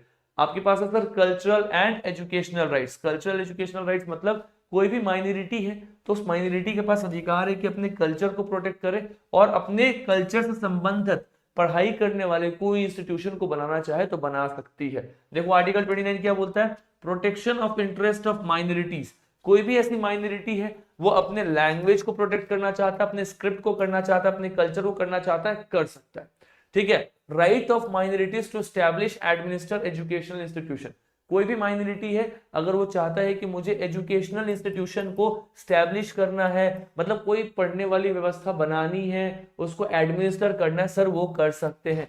ये भी आर्टिकल 30 में दिया हुआ है। एज सिंपल एज दैट, बहुत सिंपल है, बस आपको ना इसको रीड करना है, कुछ भी नहीं है। मैं आपको बेसिकली सब कुछ पढ़ा चुका हूँ, you just need to read this. ठीक है, अब एक आपको मैं लास्ट बता रहा हूं, आर्टिकल एक था सर 31, आर्टिकल 31 था राइट टू प्रॉपर्टी। क्या था sir? Right to property, right. इसको हटा दिया गया, इसको हटा दिया गया 44th अमेंडमेंट, 44वां जो संशोधन हुआ 1978 में, इसको हटा करके लीगल राइट कर दिया गया। पहले आर्टिकल 31 था, तो इसलिए आपको दिखाई देगा आर्टिकल 30 के बाद सीधा आर्टिकल 32। आर्टिकल 32 क्या आता है sir? Right to constitutional remedies. ठीक है, राइट टू कॉन्स्टिट्यूशनल रेमेडीज मतलब आपका अगर कहीं भी मौलिक अधिकारों का हनन हो रहा है, आप सीधा जा सकते हैं सुप्रीम कोर्ट में, वो भी आपका फंडामेंटल राइट है। सुप्रीम कोर्ट आपके मौलिक अधिकारों को उसी वक्त आपको दिलाएगा, मतलब अगर आपका किसी भी प्रकार से मौलिक अधिकार का हनन हुआ है, supreme court will make sure कि आपके अधिकार आपको मिले। और इसको इन्फोर्स कराने के कुछ तरीके, फॉर एग्जाम्पल आपको दिखाई देगा हैबिस कॉर्पस। हैबिस कॉर्पस का मतलब होता है to have the body of, मतलब अगर सपोज करो पुलिस ने किसी को इलीगल डिटेन कर लिया है, जेल में डाल दिया है, तो कोर्ट बोलेगा हैबिस कॉर्पस लगाएगा, कोर्ट बोलेगा कि उसको लेकर के आइए कोर्ट में, उस इंसान को लेकर के आइए, to have the body of. किसी नॉर्मल प्राइवेट इंसान ने किसी को सपोज करो डिटेन कर लिया इलीगली, तो कोर्ट बोलेगा to have the body of, habeas corpus लगाएगा, उसको बुलाइए। मैंडामस, मैंडामस का मतलब क्या होता है? To command. कोर्ट कमांड दे सकता है कि भाई आप अपना काम क्यों नहीं कर रहे हैं, आप सरकारी अधिकारी, आपको अपॉइंट किया गया था ये काम करने के लिए, आप काम क्यों नहीं कर रहे हैं? मैंडामस। प्रोहिबिशन मतलब रोकना, मना करना। कोर्ट बोल सकता है कि यार आप लोअर कोर्ट से, मतलब आप लोग छोटे छोटे जो भी कोर्ट्स हैं, आपको जितना पावर दिया गया ना, आप उस पावर से ज्यादा जजमेंट दे रहे हैं, आप इतना जजमेंट नहीं दे सकते, वी आर प्रोहिबिटिंग यू। ये सब क्या है? इनको बोलते हैं रिट्स। इनको क्या बोलते हैं? This is called as writs. Writs का मतलब होता है सर लीगल ऑर्डर। रिट का मतलब क्या होता है? Legal order. ये जितने टर्म्स बता रहा हूं, जैसे मुझे पॉलिटी के एक टर्म्स रटे हुए हैं, आपको भी याद होंगे अगर आपने 25 डेज चैलेंज इंडियन पॉलिटी देखा हुआ है, या फिर एटलीस्ट आपने इन टॉपिक्स को खुद से लक्ष्मीकांत से पढ़ा है, आप रिवीजन कर रहे हो मेरे साथ, तो आपके लिए बल्ले बल्ले, बहुत मजे में। पहली बार पढ़ रहे हो तो भी आपको समझ में आएगा, लेकिन और अच्छे से समझ में आएगा अगर आप 25 days challenge of Indian polity playlist देखो। एंड ट्रस्ट मी, मैंने बहुत बड़े बड़े प्लेटफॉर्म पे पढ़ाया हुआ है, मैं भी एक ऐसे प्लेटफॉर्म पे पढ़ा रहा हूँ जिसपे अभी लाइक 33 लाख सब्सक्राइबर बेस है, मैं उनका नाम नहीं लूंगा। वहां पे मैं रेगुलर बेसिस पे यूट्यूब पे भी पढ़ाता हूँ, और साथ में उनके एप्लीकेशन पे मेरी रेगुलर क्लासेस भी जाती हैं। ठीक है, ऑल आई वांट टू से इज दैट जाके 25 days challenge of Indian polity पढ़ो, फ्री ऑफ कॉस्ट है, बट कंटेंट एक नंबर है, एज सिंपल एज दैट। चलो, सर्टिओररी का मतलब होता है सर टू बी सर्टिफाइड, मतलब मैं आपको सर्टिफाई कर रहा हूं कि आप गलत काम कर रहे हैं। कोर्ट, लोअर कोर्ट को सर्टिफाई कर सकती है ना कि भाई मैं आपको सर्टिफाई कर रहा हूं कि ये केस आप हमें दे दीजिए, आप ये केस को मत हैंडल करिए। Supreme court to be certified लगा सकता है। और क्यो वारंटो का मतलब होता है किस अधिकार से, बाय व्हाट अथॉरिटी आप उस काम को कर रहे हैं। तो ये सब रिट्स है, सुप्रीम कोर्ट इन रिट्स को जारी करके बेसिकली क्या करता है सर? इन रिट्स को जारी करके सुप्रीम कोर्ट क्या कर सकता है? कोई भी केस अपने पास ले सकता है। तो आपको आज की क्लास में क्या पता चला, मतलब प्रिसाइजली इस पेज पे क्या पता चला? सर इस पेज पे हमने पूरा फंडामेंटल राइट डिटेल में कवर किया। ठीक है, इसके बाद सर हम आगे चलते हैं अपने नेक्स्ट टॉपिक पे। द नेक्स्ट टॉपिक इज, फटाफट आ जाओ, हाँ, this is the DPSP. DPSP को ऐड किया गया है सर पार्ट 4A में, और फंडामेंटल ड्यूटी को ऐड किया गया पार्ट 4A। ए का मतलब क्या है? अमेंडमेंट, यानी कि हमने फंडामेंटल ड्यूटी को बाद में जोड़ा है कॉन्स्टिट्यूशन में अमेंड करके। बहुत ही सिंपल। डीपीएसपी का मतलब क्या होता है? इसका मतलब होता है directive principle of state policy, मतलब आपका जो स्टेट है, आपकी जो सरकार है, वो अगर कोई पॉलिसी को बनाएगी, सुनो इसको अच्छे से, आपकी सरकार अगर कोई पॉलिसी बनाएगी तो कुछ इंपॉर्टेंट से प्रिंसिपल्स को ध्यान में रख के बनाएगी।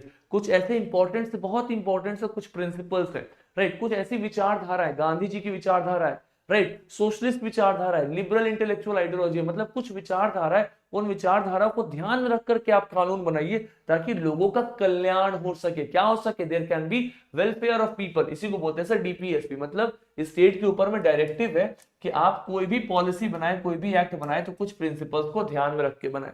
तो जो भी डीपीएसपी है ये क्या है? This is non justiciable. Basically DPSP को पार्ट 4 में ऐड किया गया है। पार्ट 3 में क्या था? फंडामेंटल राइट्स था। पार्ट 2 में क्या था? उसके पहले क्या पढ़ा है? सिटीजनशिप था। पार्ट 1 में क्या था? पार्ट 1 में था sir union territory, article 1, India that is Bharat is A union of state. चलते हुए सीधा हम आ रहे हैं, ठीक है।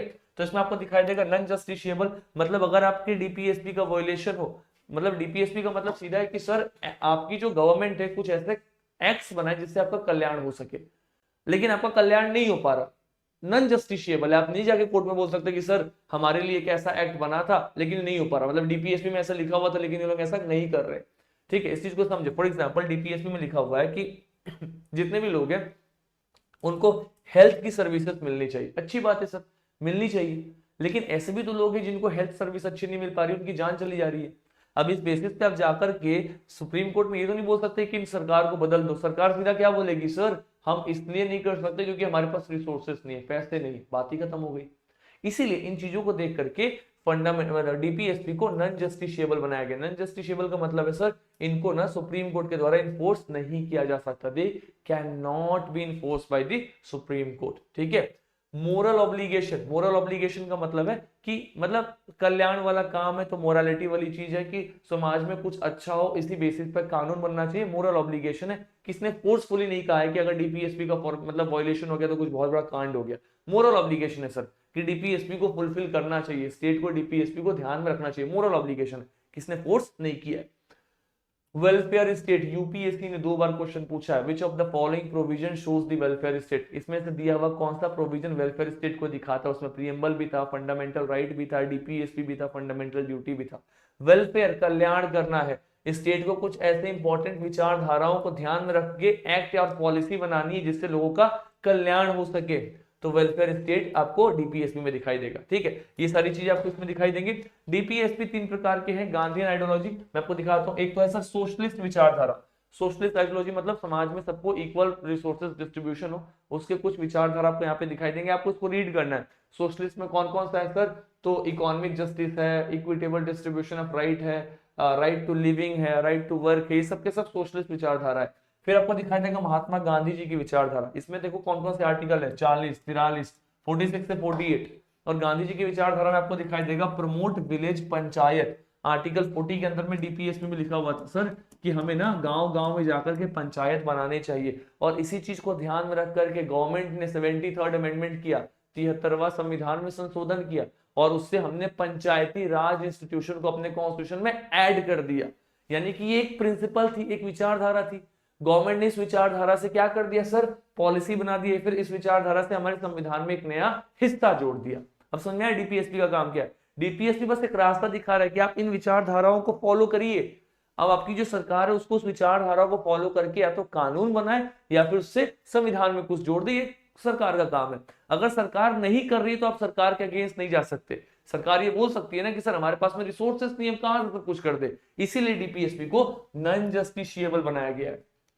मैं आपको बहुत ही सरल भाषा में चीजें समझा रहा हूं। I think this is the easiest way to explain DPSP. ठीक है। लिबरल इंटेलेक्चुअल आइडियोलॉजी में भी आपको कुछ दिखाई देंगे, इसको आप फटाफट फटाफट रीड करोगे, दैट इज ऑल। अब देखो अगर मैं आपको रिलेशन बताऊं फंडामेंटल राइट और डीपीएसपी में, तो कोर्ट ने बोला है कि इन दोनों के बीच में हार्मनी होना चाहिए, बैलेंस होना चाहिए। डीपीएसपी पूरी समाज की बात करता है, मतलब ऐसा एक्ट बने जिससे समाज को कल्याण हो, वेलफेयर स्टेट हो। फंडामेंटल राइट हर इंडिविजुअल की बात करता है, मेरा अधिकार, ये बोलेगा उसका अधिकार, वो बोलेगा उसका अधिकार, ये इंडिविजुअल राइट्स की बात करता है। तो स्टेट जो कोर्ट ने कहा वो कहा क्या कि हमें डीपीएसपी और फंडामेंटल राइट के बीच में हार्मनी और एक बैलेंस बनाना चाहिए। There should be a balance between the both.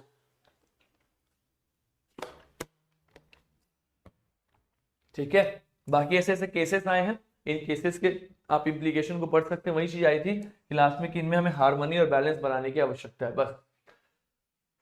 Sir 42nd जो अमेंडमेंट हुआ था ना, उससे 4 डीपीएसपी को ऐड किया गया है। प्री लीगल एड मिलना चाहिए, जो भी वर्कर्स हैं उनका पार्टिसिपेशन होना चाहिए इंडस्ट्री के मैनेजमेंट में। ऐसा ना हो कि इंडस्ट्री को मैनेज करने के लिए आपने एमबीए वालों को हायर कर लिया, वो मैनेज कर रहे हैं और बेचारे वर्कर्स बस ग्राउंड पे उनका शोषण हो रहा है। नहीं, वर्कर्स भी इंडस्ट्री को मैनेज करने में पार्टिसिपेट करे। तो इन बेसिस पे गवर्नमेंट ने बहुत सारे लेबर लॉ बनाए हुए जहां पे वर्कर्स की कंडीशन को इंप्रूव किया गया, ये भी विचारधारा था। 48A में बोला गया कि इन्वायरमेंट ठीक ठाक करो। फिर 44th अमेंडमेंट हुआ, इसमें बोला गया कि सर इनइक्वालिटी कम करिए। ठीक है, ऐसे एक 97th भी अमेंडमेंट हुआ है। तो इन अमेंडमेंट्स को आप यहाँ पे देख सकते हैं, प्लस वो 25 डेज चैलेंज में भी देख सकते हैं। इसके बाद आपको एक नया टॉपिक दिखाई देगा, फंडामेंटल ड्यूटीज।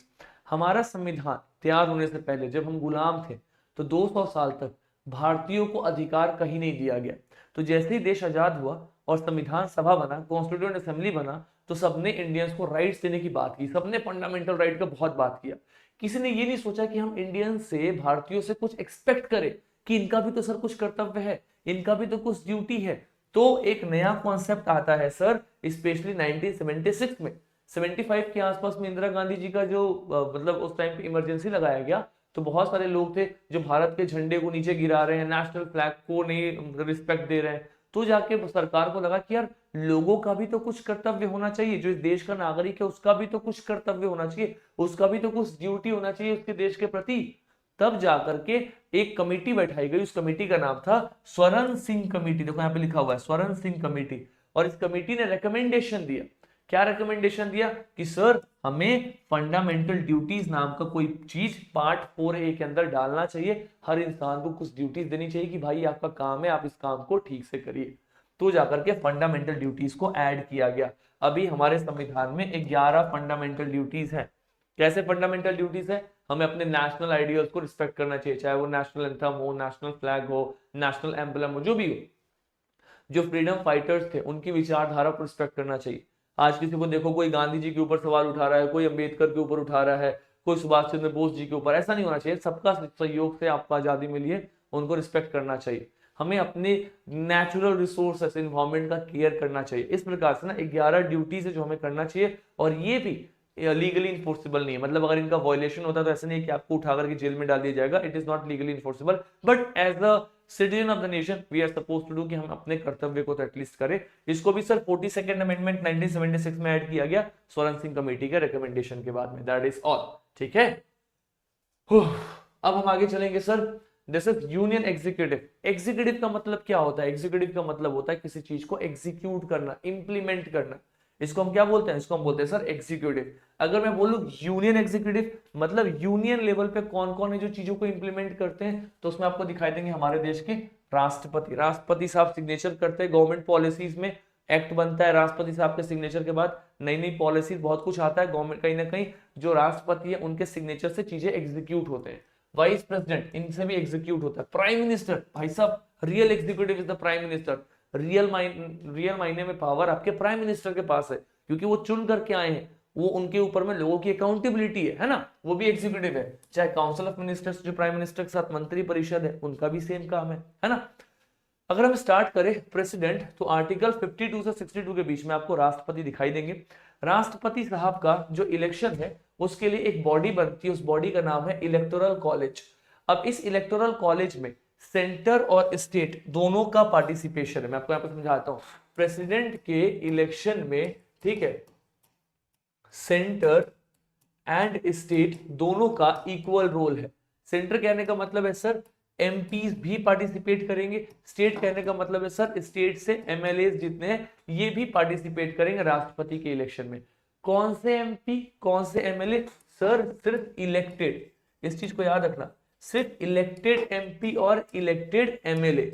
यानी कि अगर कोई भी ऐसा एमपी है जिसको नॉमिनेट किया है राष्ट्रपति साहब ने, राष्ट्रपति नॉमिनेट भी करते हैं कुछ लोगों को, राज्यसभा में कुल 250 लोगों की सीट है, इसमें से 238 लोग ऐसे हैं जिनका इलेक्शन होता है, ठीक है, 12 लोग ऐसा है जिनको राष्ट्रपति साहब नॉमिनेट करते हैं। तो ये जो नॉमिनेट वाले लोग हैं ना, मेंबर ऑफ पार्लियामेंट, राज्यसभा वाले, ये राष्ट्रपति के इलेक्शन में पार्टिसिपेट नहीं करेंगे। जितने भी नॉमिनेटेड मेंबर हैं एमएलए कोई भी स्टेट से, वो भी राष्ट्रपति के इलेक्शन में पार्टिसिपेट नहीं करेंगे। कुछ ऐसे स्टेट्स होते हैं जिनके पास में एक और हाउस होता है, उसका नाम है सर लेजिस्लेटिव काउंसिल। आप सभी ने सुना होगा विधान परिषद। विधान परिषद के मेंबर्स भी पार्टिसिपेट नहीं करेंगे राष्ट्रपति के इलेक्शन में।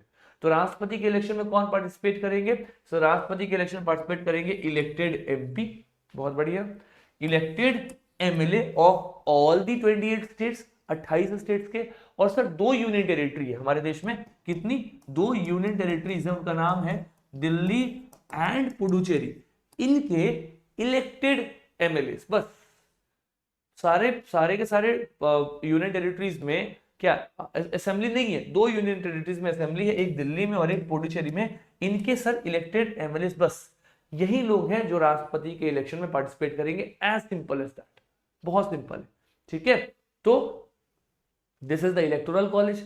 अब इस इलेक्टोरल कॉलेज से लोग पार्टिसिपेट करते हैं, राष्ट्रपति चुने जाते हैं, राष्ट्रपति चुन गए, इलेक्टोरल कॉलेज डिसॉल्व हो गया। तो ये था sir election.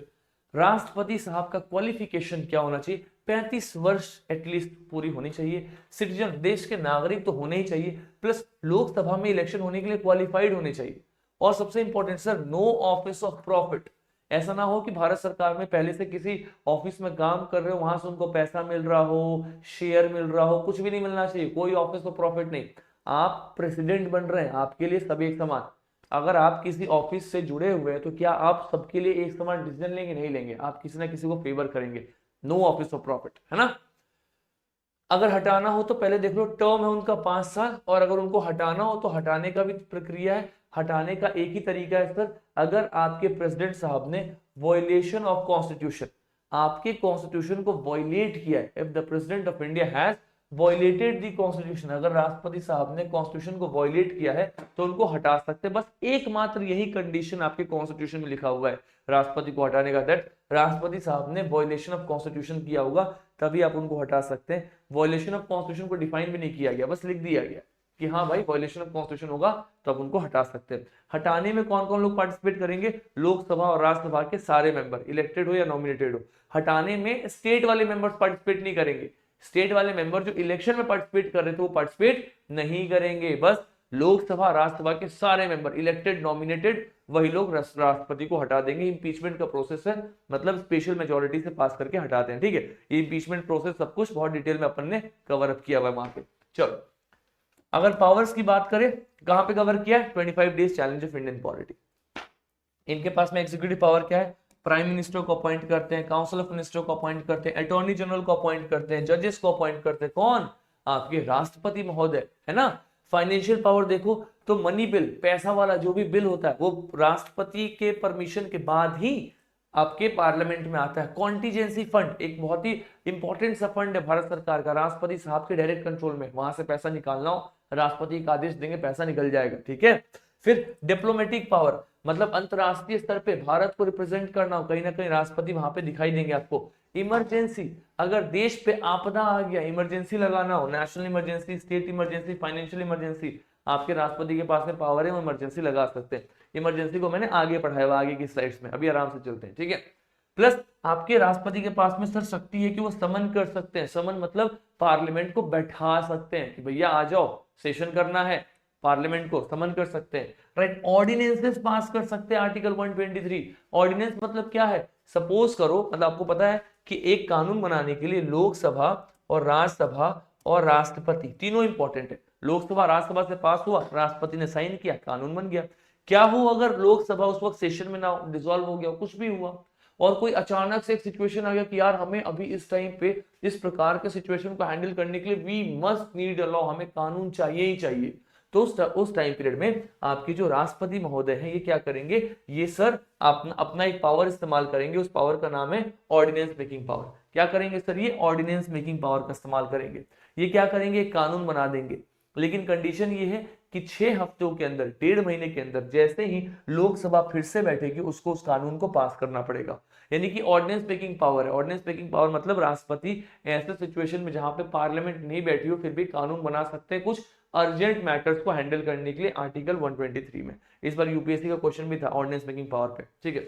Judicial power, pardoning power, article 22, आपके राष्ट्रपति चाहे तो माफीनामा कर सकते हैं, पार्डनिंग कर सकते हैं, रिस्पाइट, रिप्राइव, कम्यूटेशन, ये सब के सब पार्डनिंग पावर्स के अंदर में अलग अलग टर्म्स है ना। रिस्पाइट का मतलब क्या है? कोई ऐसा कैदी जिसको जेल में डाल दिया गया लेकिन because of certain important reasons उसकी सजा कम करनी पड़ी, मतलब हो सकता है एक महिला को आपने कन्विक्ट किया, वो प्रेग्नेंट हो गई, तो because of her important reason, कुछ स्पेशल सा कंडीशन देख करके उसकी 10 साल की सजा को 1 साल कर दिया गया। कोई ऐसा इंसान था जो जेल में था, उसको पैरालिसिस हो गया, राइट। अब गवर्नमेंट को लगा, मतलब प्रेसिडेंट को लगा कि भाई इसको 10 साल की सजा थी, पैरालिसिस हो गया, क्या ही रखेंगे, 6 महीने में छोड़ दिया, मतलब this is called respite. Reprieve मतलब क्या होता है? ये सब इंपॉर्टेंट टर्म्स है, बहुत डिटेल में पढ़ाऊंगा आगे। रिप्राइव मतलब आगे, मतलब वही 25 डेज चैलेंज वाले सीरीज में, है ना। रिप्राइव मतलब क्या होता है? रिप्राइव का मतलब होता है सर कि किसी को फांसी की सजा हो गई, अब उसको लग रहा है कि फांसी होनी ही होनी है, तो भाग करके आ रहा है प्रेसिडेंट के पास कि सर हमें फांसी की सजा में टेम्पररी स्टे दे दीजिए, दैट्स कॉल्ड रिप्राइव। राष्ट्रपति ने बोल दिया नहीं देंगे तो उसकी फांसी हो जाएगी वहीं पे, है ना। तो ये सब पार्डनिंग पावर है आर्टिकल 72 में। जजेस को अपॉइंट कर सकते हैं, ये भी जुडिशियल पावर है। मिलिट्री पावर तो कुछ खास है नहीं, मतलब खास बताने वाली बात है नहीं, आर्मी, एयरफोर्स, नेवी के सुप्रीम है, तो मिलिट्री पावर तो इनके पास है ही। वाइस प्रेसिडेंट जो है वो राज्यसभा के एक्स ऑफिशियो चेयरमैन है। और वाइस प्रेसिडेंट का इलेक्शन कैसे होता है? कोई भी दिक्कत नहीं है, लोकसभा और राज्यसभा, ठीक है, इसके सारे मेंबर्स इलेक्टेड हो नॉमिनेटेड हो ये सब आकर के वोट करेंगे। मतलब वाइस प्रेसिडेंट के इलेक्शन में हमें कोई स्टेट की आवश्यकता नहीं है, पार्लियामेंट के लोकसभा राज्यसभा के सारे मेंबर जाकर के वोट कर रहे हैं, सीधी बात, नो बकवास। ठीक है, पावर की बात करें तो ये प्रेसिडेंट का पावर भी इनके पास है। अगर प्रेसिडेंट का पद वैकेंट है, प्रेसिडेंट उस वक्त अपने गद्दी पे नहीं है, उनकी मृत्यु हो गई प्रेसिडेंट की, या प्रेसिडेंट ने रिजाइन कर दिया, तो वाइस प्रेसिडेंट प्रेसिडेंट बन जाएंगे और उस टाइम पीरियड में सारा पावर इनके पास में होगा। ठीक है, अच्छा, वाइस प्रेसिडेंट जो है वो कहीं ना कहीं आपके राज्यसभा के चेयरमैन भी है, is called as ex officio chairman of Rajya Sabha. ठीक है, ये सब आपको मोटा मोटी बात बता रहा हूँ, मेजोरिटी क्वेश्चन यहाँ से लग जाएंगे, बाकी इनको हमको बहुत डिटेल में आगे पढ़ना भी है, मतलब आप इसको कोर्सेज में बहुत डिटेल में पढ़ोगे। प्राइम मिनिस्टर की बात करो तो आर्टिकल 74 से लेकर 78 तक दिखाई देगा।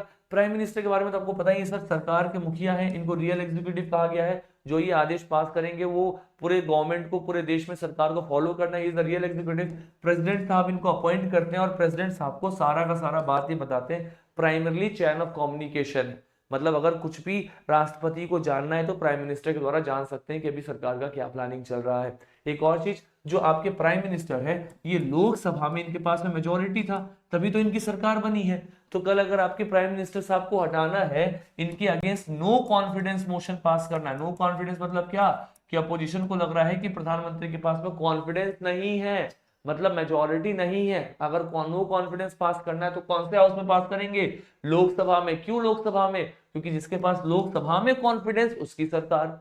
तो चेक करना है कि इनके पास कॉन्फिडेंस है या नहीं है, कहां चेक करोगे, लोकसभा में। राज्यसभा में नहीं चेक करेंगे। लोकसभा में कॉन्फिडेंस तो गवर्नमेंट बन गई, लोकसभा में नो कॉन्फिडेंस पास हो गया तो गवर्नमेंट चली गई। बहुत सिंपल है, बहुत सिंपल है, एकदम लॉजिकल है, कुछ भी इसमें यूनिक नहीं है। ठीक है, नेक्स्ट इंपॉर्टेंट, चलिए कॉन्फिडेंस क्वेश्चन हो गया, बाकी कुछ भी नहीं, आगे अपन देख लेंगे। Council of ministers, council of ministers जो है ना वो प्राइम मिनिस्टर के साथ में पूरा एक मंत्रिमंडल होता है।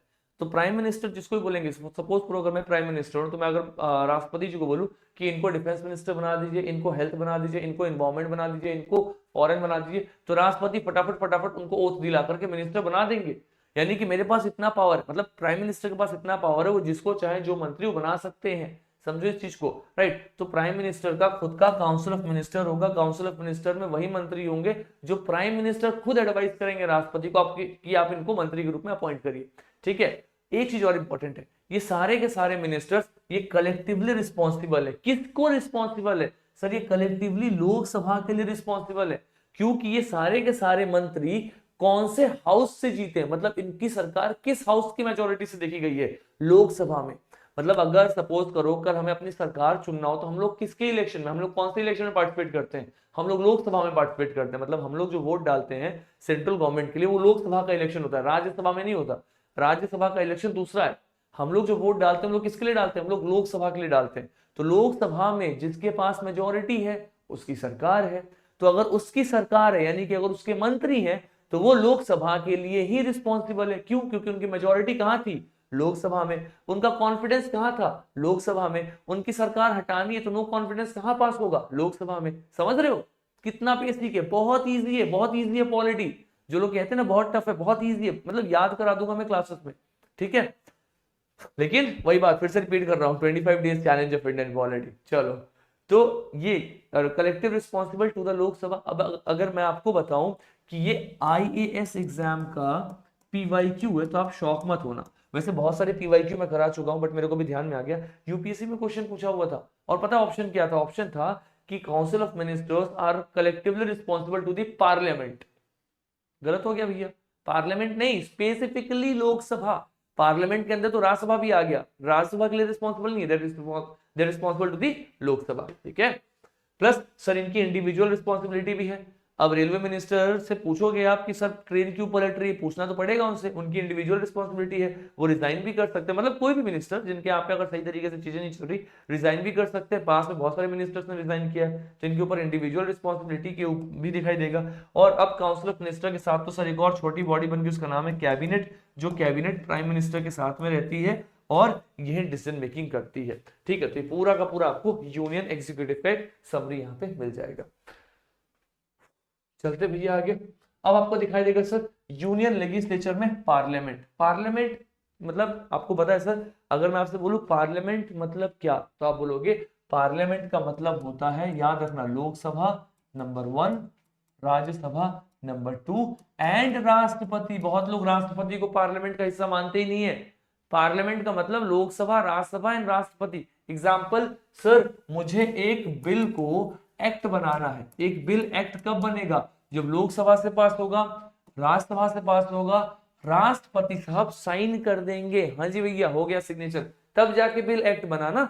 तो पार्लियामेंट के अंदर में Lok Sabha, Rajya Sabha and the president तीनों आएंगे। ठीक है, अब देखो पार्लियामेंट का क्या पावर है, कुछ भी नहीं है, बहुत इजी है। ठीक है, लेजिस्लेटिव पावर मतलब ये यूनियन को लेकर के कानून बना सकती है, कंकरेंट लिस्ट पे कानून बना सकती है। 3 प्रकार का लिस्ट होता है, एक होता है यूनियन लिस्ट जिसपे पार्लियामेंट कानून बनाती है, एक होता है स्टेट लिस्ट जिसपे स्टेट के लेजिस्लेटिव असेंबली कानून बनाते हैं, एक होता है कंकरेंट लिस्ट जिसपे पार्लियामेंट और स्टेट दोनों कानून बनाता है।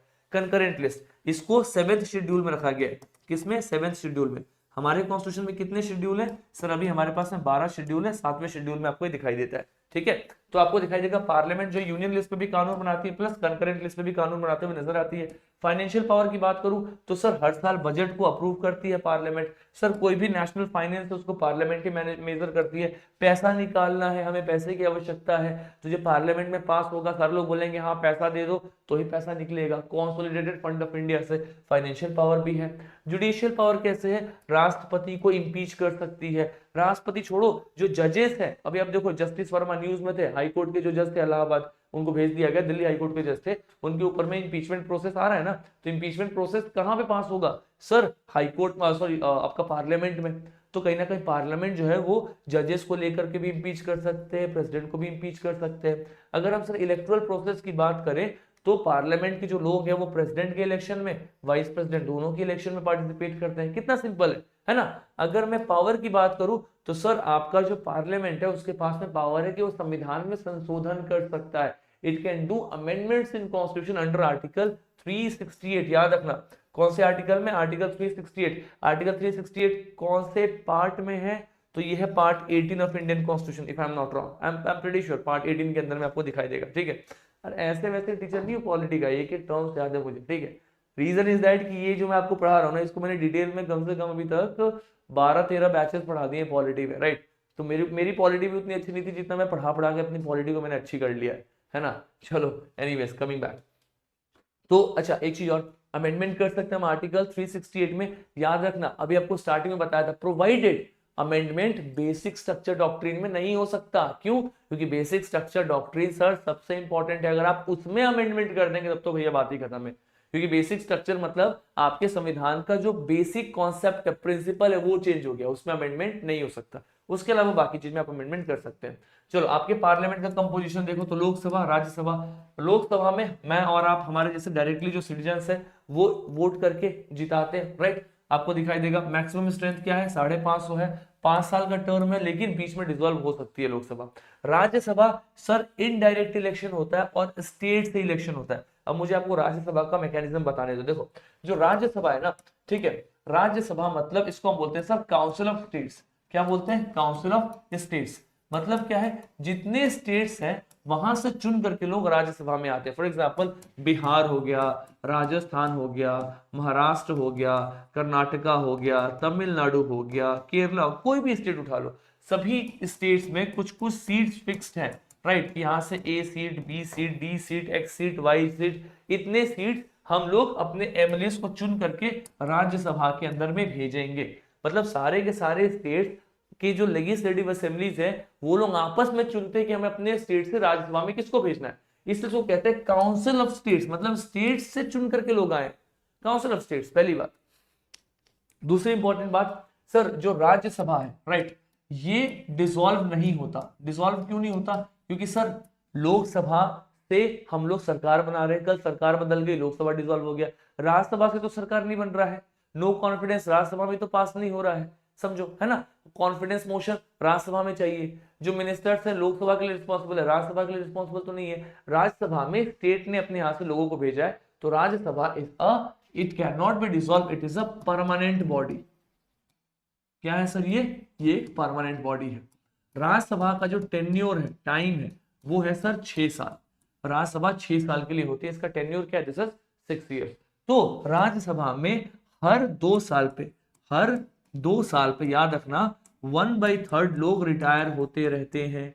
कितने? 1/3। अब आप इसको जोड़ करके देख लो तो 6 साल पे, टोटल 6 साल में सर सारे लोग रिटायर हो गए, है ना। तो आपको याद रखना हर 2 साल में 1/3 लोग रिटायर हो रहे हैं, या 1/3 रिटायर हुए, 1/3 इलेक्ट होकर के आ गए स्टेट से। अगले 2 साल में 1/3 रिटायर हुआ, 1/3 नए इलेक्ट होकर आ गए, ठीक है। फिर यहाँ पे 1/3 रिटायर हुआ, वो नए इलेक्ट होकर के आ गए। अब ये जो 1/3 इलेक्ट होकर आए थे, अब ये आगे रिटायर हो जाएंगे, इनका 6 साल पूरा हो गया। तो इस तरीके से 2-2 साल का इनका टेन्योर चलते रहता है। आ जाओ भैया देखो, राज्यसभा में सर मैक्सिमम स्ट्रेंथ है 250, है ना। और मैंने आपको बता दिया था इस 250 में से 238 लोग इलेक्टेड हैं, 12 लोग नॉमिनेटेड है, ये भी हमने पढ़ लिया है। प्लस मैं आपको ये भी बता चुका हूं सर, जो राज्यसभा है एक परमानेंट बॉडी है, 1/3 लोग हर 2 साल रिटायर होते हैं। अब इससे बेस्ट और कौन क्या ही पॉलिटी पढ़ाएगा। देखो मतलब कभी कभी तो अपने को फील होता है अपन ही भगवान है, इतने बेसिक तरीके से इतने कॉम्प्लिकेटेड इश्यूज को समझा रहा हूं, है ना। कोई बात नहीं, कोई बात नहीं, होता है होता है होता है। Let's not be over confident. Coming back, चलो पार्लियामेंट्री प्रोसीजर्स। अब पार्लियामेंट के ना कुछ प्रोसीजर्स है। अब यहाँ पे मैं कटौती करूंगा क्योंकि ये लंबे टॉपिक है, इसको अपन लंबे सेशंस में ज्यादा डिटेल में पढ़ते हैं, बट मैं आपको समझा के आगे निकलूंगा। समन का मतलब होता है पार्लियामेंट को बैठाना, तो राष्ट्रपति साहब पार्लियामेंट को बैठा सकते हैं। प्रोरोगेशन का मतलब होता है खत्म करना, मतलब अब सेशन खत्म हो गया, ठीक है। एडजॉर्नमेंट का मतलब होता है सर आज पार्लियामेंट बैठी थी बट 1 घंटे बाद लगा कि हमारा डिस्कशन खत्म है, तो आज हमने पार्लियामेंट को आज के लिए एडजॉर्न कर दिया। तो एडजॉर्न मींस टेम्पररी कैंसिलिंग दी सिटिंग, उस दिन की सिटिंग को खत्म करना, 1 हफ्ते के लिए, 1 दिन के लिए, 1 घंटे के लिए, उसको बोलते हैं एडजॉर्न। पूरे सेशन को खत्म करना उसको बोलते हैं प्रोरोगेशन, है ना। और डिसोल्यूशन का मतलब होता है सर मेजोरिटी खत्म हो गई लोकसभा में, जो प्राइम मिनिस्टर थे वहीं चले गए, चीफ मिनिस्टर, मेंबर सब डिसॉल्व हो गया, फिर से इलेक्शन होगा, फिर से पूरी पूरी हाउस बैठेगी। तो डिसोल्यूशन का मतलब पूरा का पूरा लोकसभा खत्म हो गया, समझो, है ना। हर 5 साल में हो जाता है। कोरम मतलब होता है सर मिनिमम 1/10, मतलब एटलीस्ट 1/10 मेंबर्स अगर आएंगे ना तो ही जाकर के पार्लियामेंट में डिस्कशन स्टार्ट होगा। मतलब अगर सपोज करो 550 लोग चाहिए आपको लोकसभा में, तो अगर 55 लोग से कम लोग आए हैं तो उस दिन सेशन नहीं बैठेगा, मिनिमम 1/10 तो चाहिए ही चाहिए, इसको बोलते हैं कोरम। अच्छा, अब आपके पार्लियामेंट में कुछ इंपॉर्टेंट सा टाइम होता है। सबसे पहला जो पहला घंटा होता है उसको बोलते हैं क्वेश्चन आवर। मतलब आप पार्लियामेंट में आए, आपको किसी प्रकार से सवाल पूछना है गवर्नमेंट से, एमपी से, मिनिस्टर से, आप उनसे क्वेश्चन पूछ सकते हैं। स्टेड अनस्टेड, स्टेड अनस्टेड मतलब लिखित क्वेश्चन पूछ सकते हैं, ओरल क्वेश्चन पूछ सकते हैं। क्वेश्चन आवर खत्म हो गया, फिर एक होता है 0 आवर, कुछ रैंडम सा क्वेश्चन बचा हुआ है, आपको अभी भी कुछ डाउट है वो भी आप पूछ सकते हैं। इसके बाद स्टार्ट होता है एजेंडा ऑफ द डे, कि चलो आज पार्लियामेंट क्यों बैठी है उस पर डिस्कस करते हैं। तो ये सब के सब की डिवाइसेस है ना। मोशन, आपके पार्लियामेंट में कुछ भी होता है तो मोशन के थ्रू होता है। मतलब अगर हमें आज कुछ चीज को डिस्कस करना है तो एक पेपर में आएगा मोशन के रूप में कि सर आज हमारा एजेंडा ऑफ द डे ये है आज का मोशन। आपका पार्लियामेंट में कुछ भी होगा तो उस मोशन के थ्रू होगा। फॉर एग्जाम्पल नो कॉन्फिडेंस, हमें गवर्नमेंट पे भरोसा नहीं, हमें लगता है कि इनकी मेजोरिटी खत्म, मोशन आएगा नो कॉन्फिडेंस, है ना। सेंसरशिप का मोशन, एडजॉर्नमेंट का मोशन, कॉलिंग अटेंशन मोशन, ये आगे पढ़ाऊंगा। मतलब ये डिटेल में अपने को 25 डेज वाला चैलेंज है ना, उसमें मैं इसको एक्सप्लेन कर दूंगा, आप इसको देख सकते हो, वहां से आपके टॉपिक्स कंप्लीट हो जाएंगे बहुत ही इजी तरीके से, ठीक है। कॉलिंग अटेंशन मतलब कोई एक अर्जेंट इशू है उसके ऊपर में हमें मिनिस्टर्स का अटेंशन ग्रैब करना है कि सर आप क्यों नहीं देख रहे हो, ये एक अर्जेंट सा इशू है, कॉलिंग अटेंशन मोशन, है ना। ये इस तरीके के मोशंस आते हुए नजर आएंगे। फिर आता है सर जुडिशरी, बहुत सिंपल है, बहुत ही इजीली कवर अप हो जाएगा। अब यहां से चीजें कंट्रोल में आ जाएंगी, ठीक है। जुडिशरी में आपको सुप्रीम कोर्ट दिखाई देगा, फिर आपको हाई कोर्ट दिखाई देगा। अगर मैं आपको सुप्रीम कोर्ट की बात करूं तो सुप्रीम कोर्ट में आर्टिकल 124 से 147 दिखाई देगा। सुप्रीम कोर्ट को हम हाईएस्ट कोर्ट ऑफ अपील कहते हैं, मतलब सुप्रीम कोर्ट के ऊपर आप अपील नहीं ले सकते। कंपोजिशन की बात करो तो एक चीफ जस्टिस और उनके साथ में 33 जजेस आपको और दिखाई देंगे। अभी आपको लग रहा होगा कि सर बहुत जूम करने में दिक्कत हो रहा है, कोई दिक्कत नहीं है, थोड़ी सी मेहनत करके देखो, राइट, मोबाइल में देख लो या फिर लैपटॉप में देख लो, बाकी इसका पीडीएफ मिल जाएगा ना, रिवाइज कर लेना, सारा कंटेंट है, ठीक है। अच्छा, इनका अपॉइंटमेंट कैसा होता है, तो सर सुप्रीम कोर्ट का जो अपॉइंटमेंट होता है वो कॉलेजियम सिस्टम से होता है। पहले एक एनजेएसी बना था, नेशनल जुडिशियल अपॉइंटमेंट कमीशन, उसको बाद में स्टक डाउन कर दिया, हटा दिया गया। हटाएंगे कैसे, तो सर राष्ट्रपति साहब हटा सकते हैं, किसको, आपके जो जजेस हैं उनको, स्पेशली जब पार्लियामेंट में इंपीचमेंट पास हो जाएगा, मतलब पार्लियामेंट बहुमत के साथ पास कर लेगी कि हमें इनको नहीं जरूरत है, हम इनको हटाना चाहते हैं, तो आप हट जाएंगे। अच्छा, आपके जजेस को हटाने का भी एक ही कंडीशन दिया हुआ है, प्रूवन मिसबिहेवियर और इनकैपेसिटी। अगर लग रहा है कि ये मिसबिहेवियर किया जज ने तो हट सकते हैं, या फिर इनकैपेबल है, मानसिक संतुलन खो चुके हैं तो उनको हटाना पड़ेगा। तो आपके संविधान में दो ही एक ऐसे पद हैं जिनको हटाने के रीजंस दिए हुए।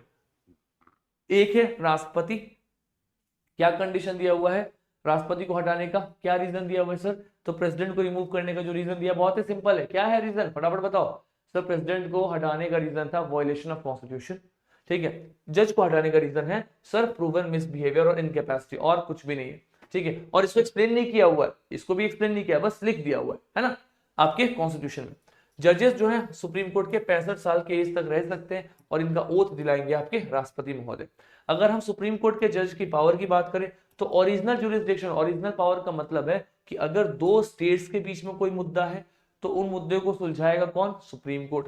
अगर एक तरफ सेंटर है और एक तरफ एक स्टेट है, सेंटर स्टेट के बीच के मुद्दे हैं, सुलझाएगा कौन? Supreme court. एक तरफ सेंटर और एक तरफ बहुत सारे स्टेट हैं, इनको भी सुलझाएगा कौन? सुप्रीम कोर्ट, क्योंकि सुप्रीम कोर्ट के पास पावर है सेंटर स्टेट के मुद्दों को सॉल्व करने का। मतलब इसको बोलते हैं सर ओरिजिनल जुरिस्डिक्शन। क्या बोलेंगे? ओरिजिनल जुरिस्डिक्शन मतलब only power that is there with the supreme court, सिर्फ सुप्रीम कोर्ट के पास ही वो पावर है।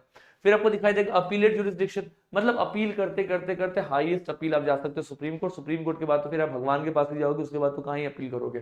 फिर आपको दिखाई देगा एडवाइजरी जुरिस्डिक्शन, मतलब आपके राष्ट्रपति साहब कभी कभी आपके पार्लियामेंट, मतलब आपके राष्ट्रपति साहब बोल सकते हैं ना सुप्रीम कोर्ट को कि भाई मुझे इस पर थोड़ा आपका एडवाइस चाहिए कि ऐसा मुद्दा है कैसे देखना चाहिए, तो सुप्रीम कोर्ट राष्ट्रपति को एडवाइस करेंगे। लेकिन हमेशा याद रखना एडवाइस कर रहे हैं, ऑर्डर नहीं दे रहे हैं, यानी कि आपने जो एडवाइस किया राष्ट्रपति को, अभी राष्ट्रपति साहब के ऊपर है कि वो उस एडवाइस को एक्सेप्ट करे या एक्सेप्ट ना करे। It is all up to the president साहब, ठीक है। फिर रिट जुरिस्डिक्शन ऑलरेडी बता चुका हूं, आर्टिकल 32 के अंदर में फंडामेंटल राइट के अगेंस्ट में आप रिट्स जारी कर सकते हैं। कोर्ट ऑफ रिकॉर्ड का मतलब होता है कि सुप्रीम कोर्ट ने जो भी कुछ बोला उसको एक जगह नोट डाउन कर लिया जाता है, अब उसको आने वाले जजमेंट्स में एज अ पुराना जजमेंट उसको यूज किया जाता है, इसको बोलते हैं कोर्ट ऑफ रिकॉर्ड।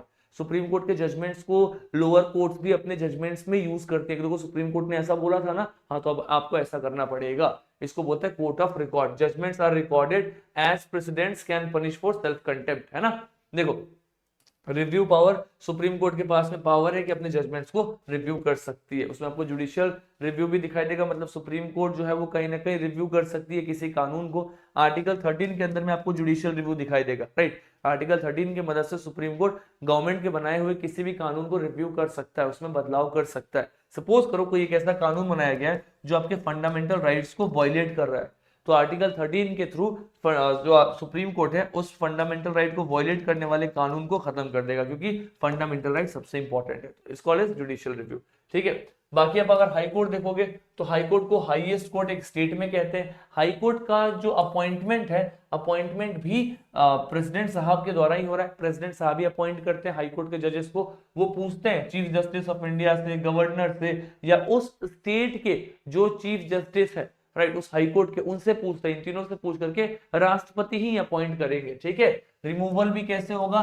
तो राष्ट्रपति जी के द्वारा ही होगा, पार्लियामेंट में इंपीचमेंट प्रोसेस पास करके। मतलब जैसा आप, बेस्ट एग्जांपल है जस्टिस वर्मा, क्वेश्चन आ सकता है रिमूवल ऑफ जजेस को लेके, क्योंकि जस्टिस वर्मा इस पर न्यूज में, अभी वनडे एग्जाम से लेके यूपीएससी तक सारे एग्जाम्स में क्वेश्चन आ सकता है इंपीचमेंट ऑफ व्हाट, जज को लेकर के, ठीक है। तो जस्टिस वर्मा को हटाने का क्या तरीका बताया गया?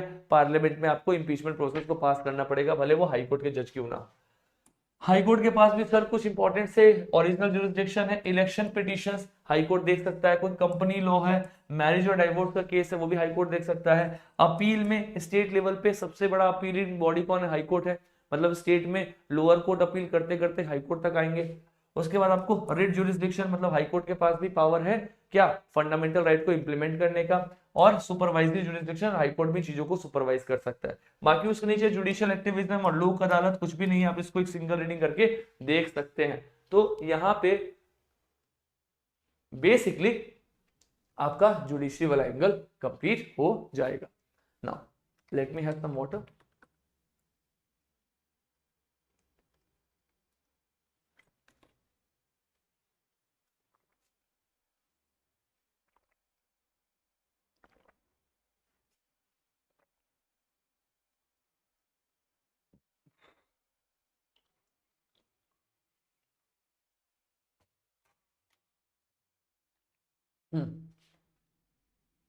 अब कुछ भी नहीं है, अब चीजें यहां से स्मॉल, बहुत ही इजी है। देखो यहाँ पे दिया हुआ है सेंटर और स्टेट के बीच के कुछ रिलेशन। इसी टॉपिक को भी मैंने कल ही कराया था, राइट, और 25 डेज चैलेंज में पूरी क्लास कराई थी 1.5 घंटे के आसपास। देखो हमारा जो देश है फेडरलिज्म है, पावर डिवाइडेड है सेंटर और स्टेट के बीच में, है ना, क्वासी फेडरल है। हमारे पास में एक बहुत ही स्ट्रॉन्ग सेंटर है। सेंटर हमारा स्ट्रॉन्ग क्यों है सर? सेंटर इसलिए स्ट्रॉन्ग है क्योंकि अगर सेंटर स्ट्रॉन्ग नहीं होगा तो हमारे साथ जो इतने सारे स्टेट्स हैं, कोई भी स्टेट कुछ भी करने लग जाएगा तो सेंटर का काम है इन सभी स्टेट्स को ऑर्डर्स देना, डायरेक्शन देना, एक दिशा में एक साथ लेके चलना। ठीक है, हमारे पास में सर यूनिटरी बायस फीचर है, मतलब हमारे पास में यूनिटरी फीचर्स है। यूनिटरी फीचर फॉर एग्जांपल हमारे पास में एक स्ट्रॉन्ग सेंटर है, एकमात्र सिंगल कॉन्स्टिट्यूशन है, सेंटर भी वही कॉन्स्टिट्यूशन फॉलो करेगा, स्टेट भी फॉलो करेंगे, सो यूनिटरी फीचर्स भी आपको दिखाई देगा। एडमिनिस्ट्रेटिव, अच्छा हमारे पास में सर फेडरलिज्म में क्या है, किस तरीके से चीजें डिवाइड हो रही है। फॉर एग्जांपल नीति आयोग, नीति आयोग जो पॉलिसी बनाएगा सेंटर के लिए भी बनाएगा प्लस स्टेट के लिए भी बनाएगा, राइट, तो इसको हम क्या बोलते हैं, we call this as federal feature. ठीक है, इंटर स्टेट काउंसिल, अगर स्टेट्स के बीच में कोई दिक्कत हो गया तो उसके लिए काउंसिल बनाई जाती है आर्टिकल 263 के अंदर में, वो भी सेंट्रल स्टेट रिलेशन को हैंडल करती है। ठीक है, फिर आपको दिखाई देगा सर एडमिनिस्ट्रेटिव रिलेशन, मतलब सेंटर जो है वो स्टेट्स को डायरेक्शन दे सकता है। सेंटर जो है वो स्टेट को बोल सकता है कि आपको इस तरीके से संवैधानिक प्रिंसिपल को फॉलो करके काम करना चाहिए। अगर सेंटर के दिए हुए आदेश को, इंस्ट्रक्शन को स्टेट फॉलो नहीं करेंगे तो सेंटर स्टेट के ऊपर में प्रेसिडेंट रूल लगा सकता है। ठीक है, ऑल इंडिया सर्विस, अगर हमें कोई एक ऑल इंडिया सर्विस क्रिएट करना है जैसे आईएएस आईपीएस पूरे देश के लिए, वो भी आपका सेंटर यानी कि पार्लियामेंट क्रिएट कर सकता है। प्रीसाइजली बताऊं तो राज्यसभा एक रेजोल्यूशन पास करेगा तो ऑल इंडिया सर्विस क्रिएट हो सकती है। इंटर स्टेट काउंसिल, दो स्टेट्स के बीच में लफड़ा है, काउंसिल बनाना है तो आपका कौन बनाएगा सर? पार्लियामेंट बनाएगा, राइट। अगर आप देखो डिस्ट्रीब्यूशन ऑफ पावर तो आपको ऑलरेडी एक्सप्लेन कर चुका हूं। यूनियन लिस्ट जिसमें सिर्फ सेंटर ही कानून बना सकता है, पार्लियामेंट कानून बनाएगा। स्टेट लिस्ट पे स्टेट कानून बनाएंगे, कंकरेंट लिस्ट पे दोनों कानून बनाएंगे। ठीक है, तो ये आपको ऑलरेडी बताया हुआ, जैसे डिफेंस, पुलिस, बैंकिंग, ये सब अलग अलग कानून किस पे कौन बना सकता है, it is already given there, है ना। अगर हम पार्लियामेंट की पावर देखें तो पार्लियामेंट सर स्टेट लिस्ट पे कानून बना सकता है। कब बना सकता है? जब नेशनल इंटरेस्ट का कोई मुद्दा हो, मतलब अगर सपोज करो स्टेट में कोई एक ऐसा इशू है जो नेशनल इंटरेस्ट के लिए बहुत इंपॉर्टेंट है, तो स्टेट आके रिक्वेस्ट करेगा पार्लियामेंट को कि सर इस पे आप कानून बनाइए क्योंकि ये नेशनल इंटरेस्ट का मुद्दा है, तो पार्लियामेंट कानून बना सकता है। प्लस नेशनल इमरजेंसी लग गया तभी बना सकता है। स्टेट ने अगर आके बोल दिया कि सर आप इस पे कानून बनाइए, दो या दो से ज्यादा स्टेट ने आके पार्लियामेंट को रेकमेंड किया तो भी पार्लियामेंट उस स्टेट लिस्ट पे कानून बना सकता है। ठीक है, फाइनेंशियल रिलेशन में देखो तो फाइनेंशियल रिलेशन मतलब क्या है, आपके पास में टैक्सिंग का पावर है, मतलब कहीं ना कहीं सेंटर टैक्स लेता है। दूसरा, सेंटर ग्रांट्स देता है स्टेट को, अगर उसको लगता है कि किसी स्टेट के पास में बहुत रिसोर्सेस नहीं है तो सेंटर ने ग्रांट्स दे दिया। फाइनेंस कमीशन का काम क्या है? Finance commission distribution of resources, finance commission जो है वो रिकमेंड करता है कि सेंटर और स्टेट के बीच में कितना रिसोर्स डिस्ट्रीब्यूट होना चाहिए। सेंटर उस हिसाब से सारे स्टेट्स को रेवेन्यू डिस्ट्रीब्यूशन करता है, पैसा देता है फाइनेंस कमीशन के रिकमेंडेशन से। बाद में तो सर जीएसटी आ गया। अब जीएसटी के बाद आपको पता ही है कि सेंटर के पास में मेजोरिटी ऑफ पावर आ चुके हैं। ठीक है, फिर आपको दिखाई देगा लोकल गवर्नेंस में एक जगह पंचायती राज और एक जगह म्युनिसिपैलिटी।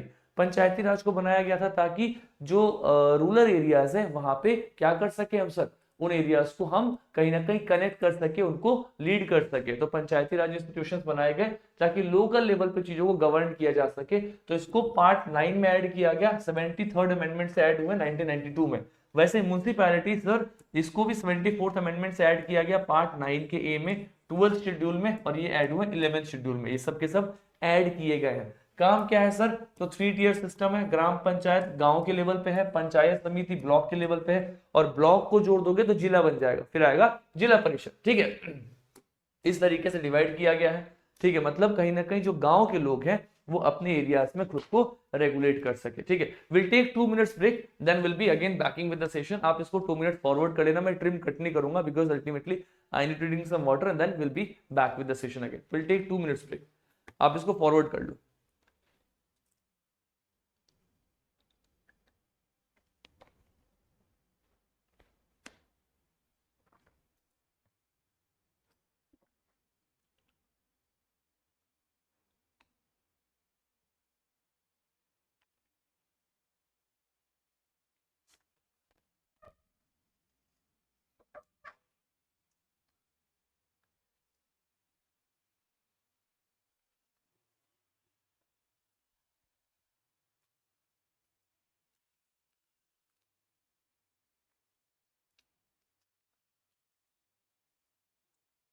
सो एनीवेज कमिंग बैक अगेन, तो हाँ मैं आपको बता रहा था कि 3 लेवल पे डिवाइड किया गया। एक गांव का लेवल, उसको बोलते हैं ग्राम पंचायत। ग्राम पंचायत के ऊपर ब्लॉक का लेवल आता है, ठीक है, पंचायत समिति, उसके ब्लॉक्स के ऊपर आता है जिला परिषद। मतलब ये 3 लेवल पे लोग अपने अपने रिप्रेजेंटेटिव्स को चुन सकते हैं और अपने एरिया को गवर्न कर सकते हैं पंचायती राज सिस्टम में।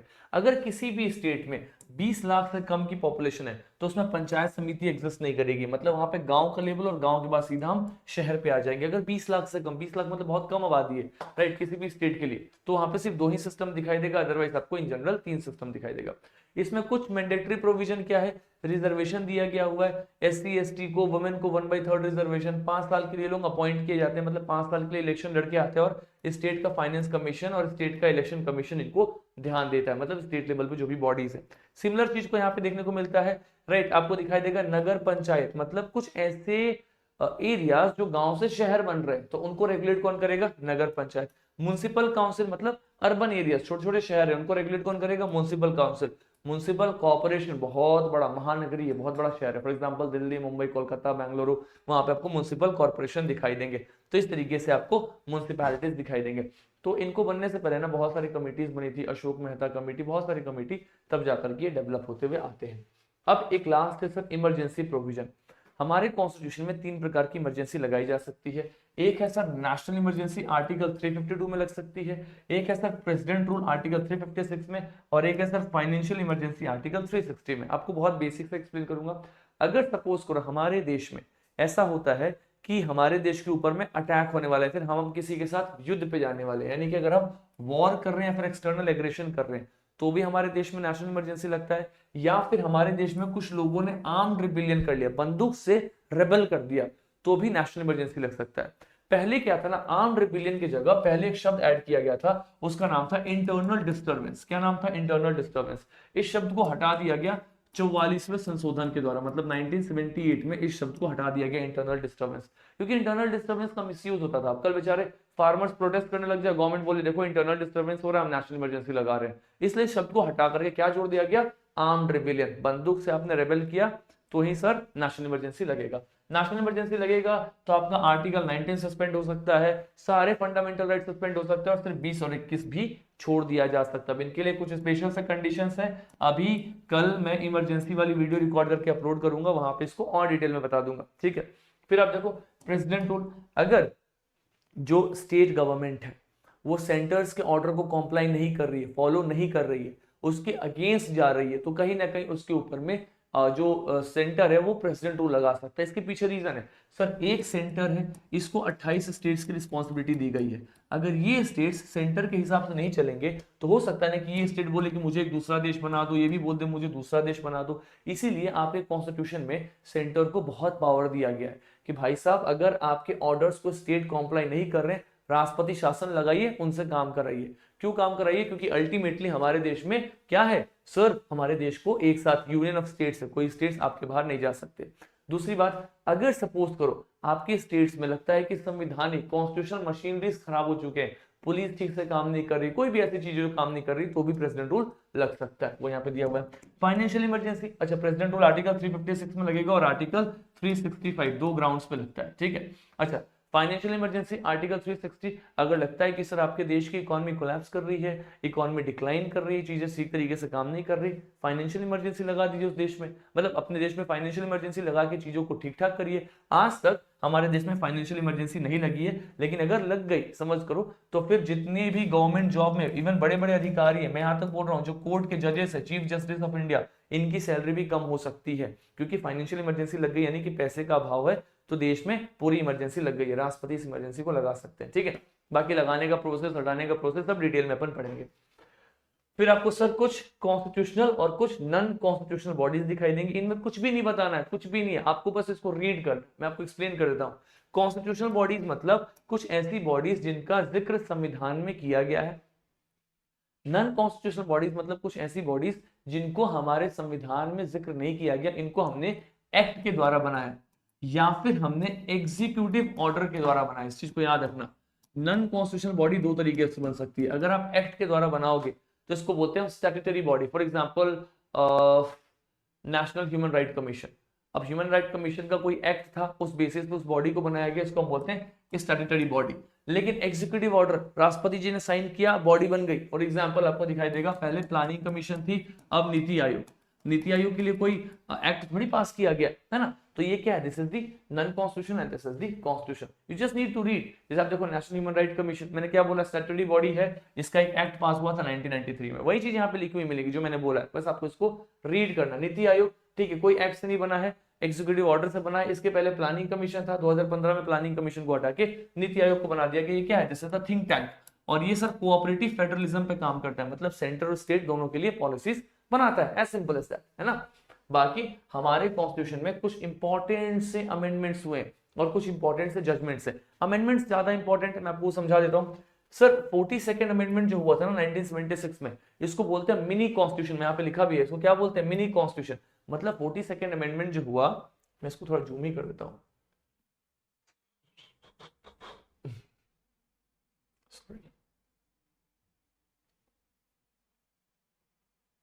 ठीक है,